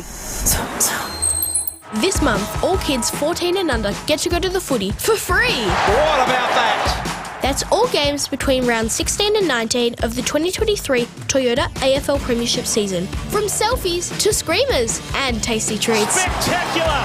Make it an awesome day for the family with a day out at the footy. Kids go free rounds 16 to 19. Boy, oh boy, wow, Go to afl.com.au/kidsmonth. Terms and conditions apply, subject to capacity and availability. For premium seafood at unbeatable prices, you simply cannot go past Samtas Seafoods. Where else can you choose 4 kilos of your favourite seafood for just $60? There's snap frozen kilo packs with a mouth-watering variety of options. Yeah, sounds delicious, Luce. That's super savings on family favourites like fillets of Australian red snapper, New Zealand John Dory, Pacific Ocean flathead, or Wild Ocean South Australian king prawns. Save more at Samtas, Tassie Ocean's skinless portions of Atlantic salmon or blue grenadier. Or for a satisfying crunch, try our crumbed prawns and tasty salt and pepper squid and more, all in the mix and match. That's 4 kilos for $60. So all you have to decide is what to cook tonight. Well, pick up today and create a family feeding frenzy tonight with these fresh specials. Spencer Gulf silver whiting and garfish fillets, both from only $39.99 per kilo. Filleted daily on the premises as well, so you know it's fresh. Discover the freshest catch at Samtas Seafoods. Open 7 days at Richmond Road in Richmond. 3rd generation family business and Adelaide's ultimate seafood experience. Eddie May here from NRG Solar. I'll buy a battery when they get a bit cheaper. Well, that was all of us back in 2010, but now they're no longer getting cheaper at all. At NRG Solar, we won't be beaten on the price of a quality home battery, and we'll help you get started. We'll set you up with 13.5 kilowatt hours of storage, a 10-year warranty, blackout protection, and an awesome, easy-to-use app. So don't put it off any longer. Visit nrgsolar.com.au today. 5AA Breakfast is streaming live right now. To watch, simply head to 5AA on Facebook or YouTube. This is Adelaide's 5AA. A late shower or two, a high of 17 with the 8:30 news. I'm Kendall Brettig. Complete windscreen supply and fit, front, rear and door glass. Proudly South Australian since 1976. Court today for a 62-year-old woman charged with murdering her elderly parents. It's alleged she gave Brenda and Linton Anderson lethal doses of prescription drugs a year apart. It's unclear whether she'll apply for bail. The government's being accused of not doing enough to ease inflation, with interest rates still poised to rise. More from Michael Packy. The Reserve Bank has kept interest rates on hold for July, but has warned that unless inflation comes down further, it may have no choice but to lift rates again. Prime Minister Anthony Albanese concedes Australia is in a challenging position, with some sectors performing well and other parts struggling. You have a two-speed economy. The opposition's Angus Taylor maintains unless the government does more to slash its own spending, inflation will remain a problem. You can't leave all the heavy lifting to the Reserve Bank. Economists are predicting another 2 rate hikes this year. A house at Gawler West has been badly damaged by fire. Crystal Mitchell from the MFS says the blaze broke out on Britton Street late last night. Crews worked quickly with high-pressure lines to contain the fire to the rear of the house and stop it spreading to nearby properties. The owner had self-evacuated and was uninjured. The house is extensively damaged and fire cause investigators will be attending this morning.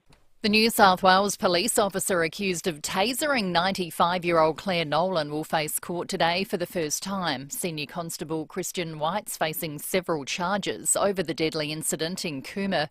He's been suspended with pay since the incident. A family scrambling to bring home a Melbourne father from Indonesia after he suffered a brain bleed.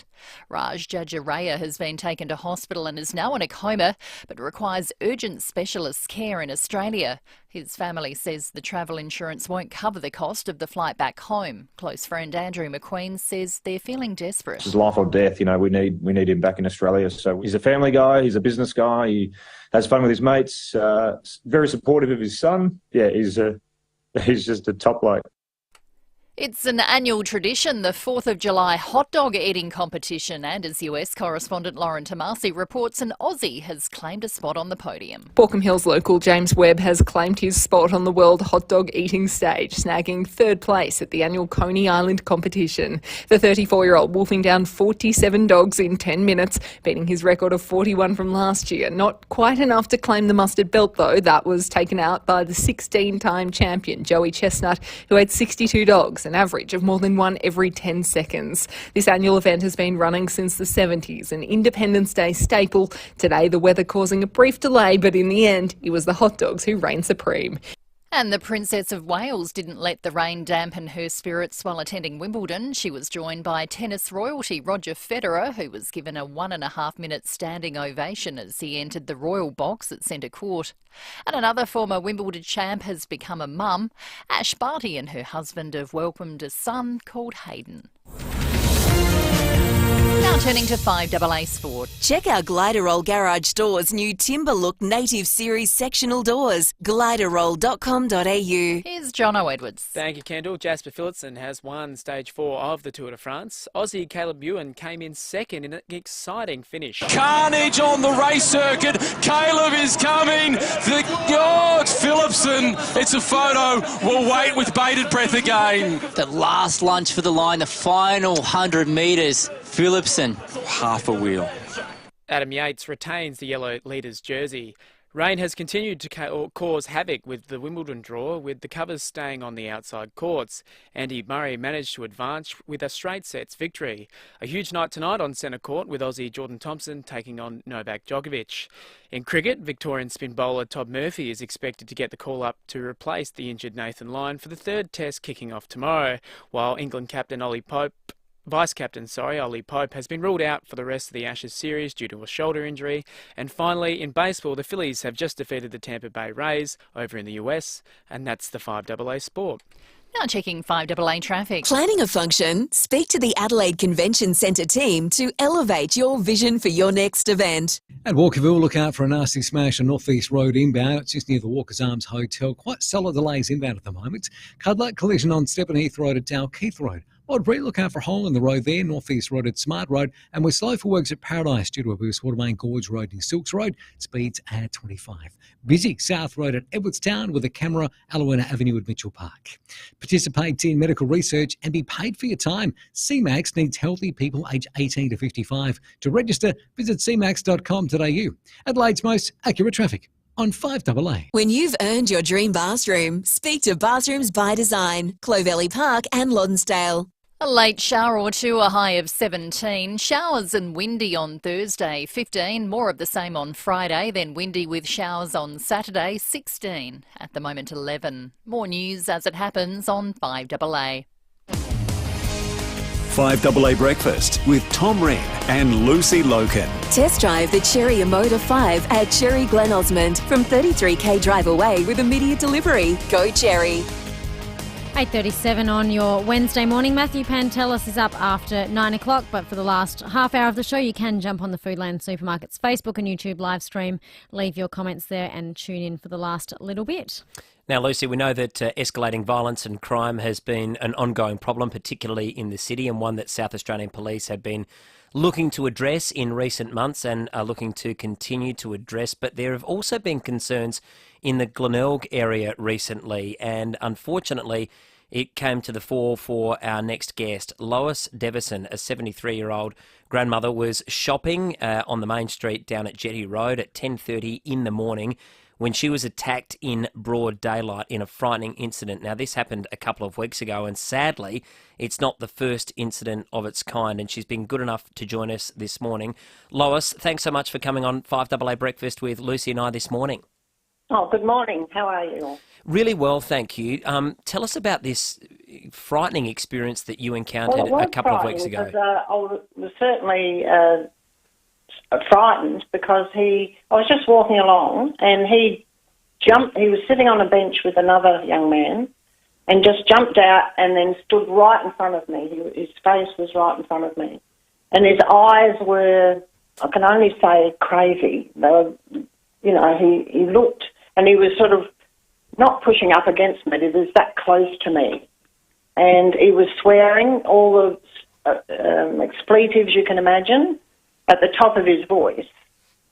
And I sort of didn't respond. He just kept talking and, you've got earrings. The only thing I said to him was, they're only cheap ones. I thought he might want them, and then I thought he might want my bags. And but then he just kept swearing and screaming, and people were going by and turning around and looking, and I'm thinking, what? And then Stephen Patterson and the woman that was with him sort of came up next to me and sort of were pulling away, and then he said, F you, and just shoved me. That's not good enough. It's not good enough, Lois, is it? And luckily, local Liberal MP Stephen Patterson was down there. Have you ever been witness to anything like that before, ever? Even seen it? I've been witness to a lot of swearing and people coming through the shopping centre and swearing and carrying on, but I know of other incidents. An elderly gentleman that has a limp, he was bashed and his bags taken, handbags have been stolen. The retailers I feel sorry for because they just go in and take stuff. And it does feel like, Lois, this has been an escalating problem. I know we've spoken to a lot of business owners. It's been there, but it has escalated. And Glenelg's a lovely area to be in. I mean, it's a real community feel, like a lot of other suburbs would be. And it's a real community feel. I mean, after my husband passed, there were some girls there that my husband and I used to chat to now and again, and they sort of started including me in their group after he passed.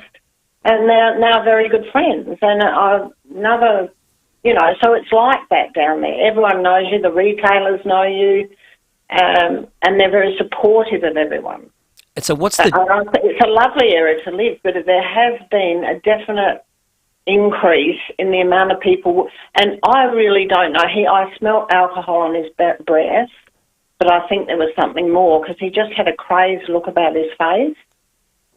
And you're obviously someone that isn't amongst the community, Lois. What's the general consensus? Is it the feeling that perhaps the access of public transport to get down to the Glenelg-Henley area is one of the reasons? What are some of the thoughts of the local community there? Well, I think people are wondering why it's happening and wondering why it's increasing. There's homes around the area that have disadvantaged people in them. There's another one being developed near St Peter's College, Woodlands. But some of those people are just disadvantaged and harmless. But there has been, I don't know whether it's some of that's included in people being able to come down from the city very easily, because it is easy access from the city. I don't know. Lois, were you physically hurt? How are you? I'm fine. I was having treatment on my back, and the physio said it wouldn't have helped. But but it's just that I'm not really physically, I'm fine. And the next day, I just went back to where it was, just to go there and get past it. And I'm absolutely fine. I really am. But there are other people that are, there's a woman that walks down the bay as her exercise, and if I blew on her, she'd blow over just about. She's so thin. If she was attacked, there's a lot of verbal stuff that goes on, but now it's more stealing. I spoke to a lady last week, and she said, I had my handbag stolen. I was just sitting at the coffee shop, I put it on the floor, and my handbag was stolen. So what's the answer, do you think, Lois? Do you think an increased presence of police perhaps to help, curb this issue? Help, but good CCTV footage would be an advantage, I think, because the police can't be there all the time. They're 24/7, and this was 10:30 in the morning. Like, you wouldn't expect that, would you? No, not at all. And I know something similar, different, but similar happened to you, only a few months earlier. Your handbag was stolen whilst you were having a coffee. Yeah, and that happened to me, and it happened to another lady. So it's happening all the time. I was abused by a gentleman, but this was last year. I looked up, and he was carrying a painting, and I looked at it, and he came over, and he said, do you like my painting? I said, yeah, it's lovely. He said, do you want to buy it? And I said, no, thank you. And then he started abusing me for not buying it. Gosh. Gosh. It's not just men. There's a couple of women that come through and are jabbering on and swearing and screaming, and everyone moves aside and lets them through. There's a lot of that going on. I don't know what the solution is. Lois, we're just thrilled to hear that you're all right, and thank you for being kind enough to come on and explain the situation on our show. Hopefully you have a much better experience down at Jetty Road from now on. I mean, I go down there all the time. I live near there. It's, it's a base for me, Yeah. Yeah. It's important. I feel sorry for the retailers, I really do. Thank you, Lois. They're the ones getting the brunt of it. Yeah, we appreciate your time this morning, Lois, and thankfully you are all right. Thank you. And I guess it just points to the fact, Lucy, that, there are reports, and we do hear a lot of people and listeners saying that they are feeling increasingly unsafe. And I know the police has been very proactive in trying to address issues, particularly in and around the city. But Lois's story was particularly pertinent. And as you said, the local MP, Stephen Patterson, thankfully stepped in. But look, if you've got any instances and where, you're feeling like this is becoming more of a problem in your area, we'd love to hear from you. 8223 0000, or send us a text 0448 08 1395 on the Duttons text line. Yeah, you can see it. There's a photo of Lois with Stephen Patterson on page 4 of today's Advertiser. On page 5, right next door, is a person being captured verbally abusing 2 parliamentary workers. So ongoing issues in the city with harassment and crime, ongoing issues with harassment and crime not only in Glenelg but in other suburbs too. Of course, the article written by Huffy here, Andrew Huff, in the Tiser about Lois. So her alleged attacker had reportedly got on a tram from the city watch house, come back down to Glenelg, because he's reported to have been released on bail the day before attacking her on undisclosed charges. He has been recharged with her aggravated assault but is on bail. So he's still out in the community. We might just take a quick call before we get to traffic. Jimmy in Salisbury's called in on security guards. Morning, Jimmy. Yeah, g'day, guys. The best solution, put 2 security guards on each side of the road going up and down and able to handcuff anybody who resists, and then call the police to lock them up or whatever. Yeah, Jenny Road, I think, might need a few more than 2 per side. It's a pretty long stretch and lots of shops there, but not a bad suggestion at all, Jimmy. And that's it. It's such a main thoroughfare, as you say, Lucy. It's quite wide and expansive. But that's the other thing. I mean, this happened at 10:30 in the morning. It's the last thing. You're in your own world. What do I need to get for the shopping today? Got the groceries, and you just do not expect to be accosted and harassed in that kind of manner. So thankfully, as you said, Lois is okay, but if you're seeing or feeling that there are instances of this happening too often or more than they have before, we'd love to hear from you. A couple of texts here on the Duttons text line on this. Thanks to Duttons, 3 dealerships and 10 franchises in the Adelaide Hills and Murray Bridge. Duttons, easy to do business with. John in Glenelg. Thank you, John, for reaching out from your suburb. There is brand new CCTV in Glenelg. There's always been homeless folks in Glenelg who are harmless, but now there's a lot of potential drug addicts and drunks laying around the streets. The Mayor needs to do a bit more work, but this is a government problem to sort out the people on the streets. Another one here saying what a joke the system is. Why don't they lock these people up? It's getting worse and worse. Unfortunately, not everyone is held accountable for their actions these days. Keep that keep that feedback coming in. We'd love to hear from you on the Duttons text line, or give us a call, 8223 0000. We'll check traffic for your drive in this morning. At Walkerville, look out for a smash on North East Road inbound just near the ABC building. Quite solid delays there. Cudlett collision, Stepaneath Road at Dalkeith Road. Modbury, look out for a hole in the road, North East Road at Smart Road. And a burst water main slowing things up today at Paradise, Gorge Road near Silks Road. She's down to 25 k's, 1 lane out of action each way. Busy at the moment at Fullerton Road at Frueville with a camera, Winifred Avenue at Glandore.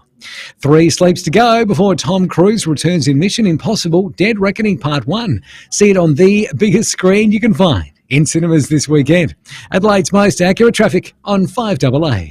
On 5AA mornings, have you noticed an increase in the numbers of mice around your place? Pest control companies dealing with a growing number of call-outs for help. Also, the Remuneration Tribunal in the wake of the council CEO pay rises a week or so ago. How do they work? What do they take into account? The tribunal's president will join me this morning. I'm Matthew Pantelis. Looking forward to your company from 9. This is your last chance. The absolute final deadline in the Hospital Research Foundation Home Lottery is midnight tomorrow. Don't miss your chance to live mortgage-free in the fully furnished $4 million Scott Salisbury Grand Prize. You'll never need to think about interest rates again. Plus, there's a 1 in 15 chance of winning from over 13,000 prizes. Get your tickets now and see full lottery details at homelottery.com.au today. Licence M14364. Hello, I'm Lynn Andrews. At Lynn Andrews Real Estate, we've seen a lot of change in the property market over the last 50 years, but one thing remains constant: our passion to help people invest in the future, to build strong property portfolios in commercial and residential real estate. Our commitment to property investment over the years means we have a wealth of knowledge to share with you. We are here to help. Visit lynnandrews.com.au.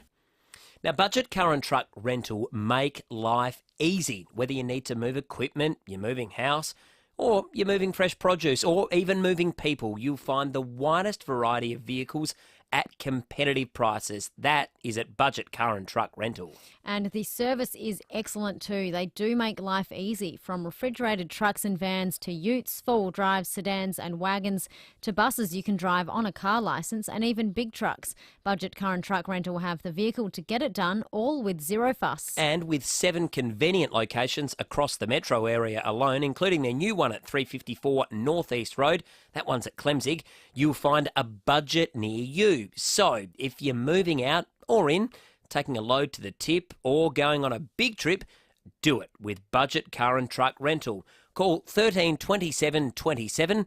That number again, 13 27 27. G'day, it's Baz from Fleurieu Milk Company. Just wanted to let you know that we're doing all we can to get behind our local dairy farmers. They've been doing it tough for a long time. Remember, when you buy Fleurieu Milk Company products, you're making a difference. So keep up the good work, SA. Look for Fleurieu Milk Company products in your supermarket. 3 words make all the difference. Fleurieu Milk Company. South Australian first and proud of it. G'day, it's Rory Sloane. The Kluger 7-seat SUV with a brand new sophisticated design and powerful on-road stance. Your choice of an economical and powerful all-wheel drive hybrid engine or improved 2-litre 4-cylinder turbo engine. Plus Toyota's latest safety technology designed to support safe driving. This 7-seater has flexible cargo space thanks to the folding second and third rows. Take a test drive of the new Kluger today at Jarvis Toyota, South Road, Clovelly Park. Proudly celebrating 21 years of great deals. FIVEaa Breakfast with Tom Rehn and Lucy Lokan. The Cherry Motor 5, state-of-the-art driving from 33k drive away with immediate delivery. Visit Cherry Glen Osmond. About an hour ago, we celebrated Will Gooding's 40th birthday. I mean, it's still his birthday, technically. He's not here, but he turned 40 this morning, July 5th, 1983. Will was born, and we asked about favourite 80s music. Mick texted in a bit earlier. G'day, guys. An 80s classic song was from Bruce Springsteen, saxophonist Clarence Clemens, friend of mine, featuring Jackson Brown. And Tina in Mitchell Park said, the 80s teenager in me says Planet Earth, Duran Duran, but the older in me says Sweet Child of Mine, best song from the 80s. Thank you, Tina. Great song. Well, Mick, you've alluded to something else I'd like to point out that was on the entertainment news this morning. Paul McCartney, Beatle, of course, music for the decades, not only the 80s. He spoke out against Bruce Springsteen on Conan O'Brien's Needs a Friend podcast for raising fans' expectations for hours-long concerts, stating it is making it difficult for other musicians. Now, the Today Show has played a bit of Paul McCartney. Let's hear what he said about long concerts. Now, people do 3-4 hours. Yeah. I blame Bruce Springsteen. Yes. I've told him so. I said, it's your fault. Yeah. He ruined it for everyone. He did. Yeah. You can't now do an hour. Yeah. We used to do a half hour. That was like the Beatles thing. Half an hour. Yeah. And we got paid for it.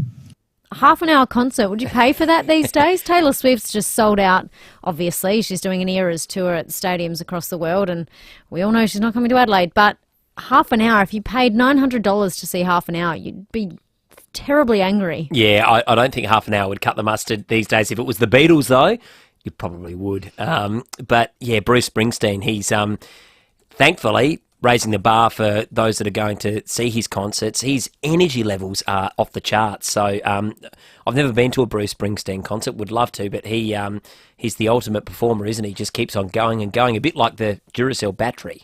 Yeah, he's 73 years old as well, so it's pretty epic. In July, he's currently on a world tour. He's playing in Europe at the moment. His next concert, no doubt we'll hear about, takes place in London, actually. Right, so it's all happening if you're over in London. You've got the cricket, you've got Wimbledon, and you've got 2 Bruce Springsteen's concerts.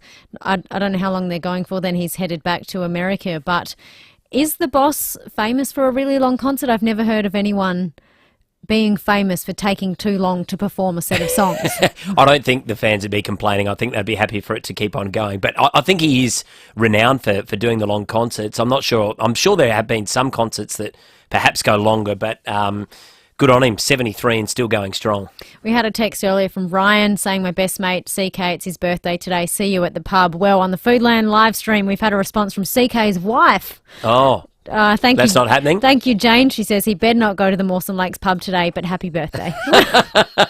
You're in trouble. I like creating these 3-way conversations that we get involved in, Rennie, in other people's lives. Yeah. It's something interesting of the morning. Also, at this time of the morning, we go with John Blake. He'll be back next week after his mid-year break. But today it is the best of Behind Closed Doors, all thanks to Aussie Fast Transport Solutions. That's interstate freight, distribution, warehousing and local Adelaide couriers.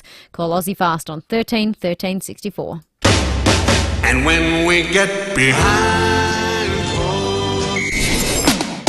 You're listening to FIVEaa Breakfast. David Penberthy and Will Goodings. And welcome back to FIVEaa Breakfast, and David Penberthy, welcome back to you too. Yeah, g'day Will, how you going? Oh, really well, David. Bonsoir, frog's legs. Well, we're all about the Oscars today because the nominations have been released, and Lucy's come in with some Oscar-related information for us. Morning, Luce. Hi, Will. Hi, David. Bonjour, Luce, comment va? Yes, all right. I did that in my best French accent. Really? Yeah, I'm pretty good with my foreign languages. You know I speak fluent Spanish. Yes, we all find that hard to believe. Yeah, you know when I interviewed Cocaine Cassie's lawyer 3 years ago? Oh, yes. Remember I spoke to him in Spanish? Yes, I remember. Apparently 3 years later he's still going through an English-Spanish translation book to try and decipher what I asked him. Yes, well... I must have a broad Australian accent when I speak Spanish. Yes. All right, Luce, what have you got for us with regard to the Oscars? Well, according to Academy rules, an Oscar winner, if they want to sell their Oscar, they have to offer it to the Academy first for $1. I suppose that doesn't happen too often. You wouldn't want to get rid of your Oscar. There aren't many multiple winners. Yeah, like Wilsey and her Logies. She's got about 8. Yep, 19 actually, David. Well, 8, 19. Also, the youngest person to receive an Oscar was Tatum O'Neill for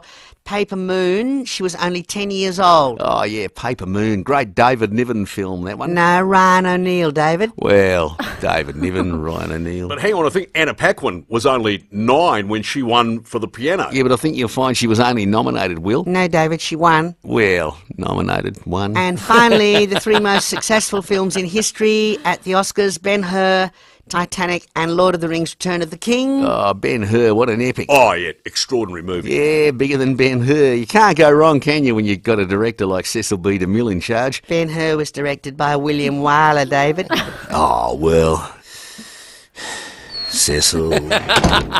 I didn't realise I was actually in that one. I probably wouldn't have picked it. I picked a David and Will one Is for he Will's unfair? birthday. He's a bit unfair. He's a bit unfair on your voice, isn't he? I would agree. I don't mind being Blakey. I think he does a good job of taking what we say. It's but a badge of honour. I don't think I sound quite like that. Yeah. But he does do the guys pretty well. He does do the guys well. He will be back next week. One last text here to round out the show on the Dutton's text line. Springsteen is amazing. 73 years old, 3-hour concerts and still manages to hold down a factory job and drag race on the weekend if you listen to his lyrics. Oh, Tommy, we've had fun this morning. Bit of everything for the warmest day of the week. Top of 17 today. Tomorrow the rain is coming, possibly a bit later tonight. So if you've got any jobs to do today, get out and do them because the rain will set in later this afternoon. Tommy, you're in your T-shirt. You're prepped for the 17. Off to the gym, so need to get a bit of a workout and then across the road at 9 a little bit later on. But looking forward to the next 2 days. Lucy, with you, have had a fun week so far, so looking forward to rounding it out. Matthew Pantelis will be up after the 9 o'clock news and we'll be back tomorrow morning from 6. What's the best thing about winter? Definitely the Bob Burns Blinds Winter Warmer Special. Get super cozy with up to 40% off. That's up to 40% off our entire range of curtains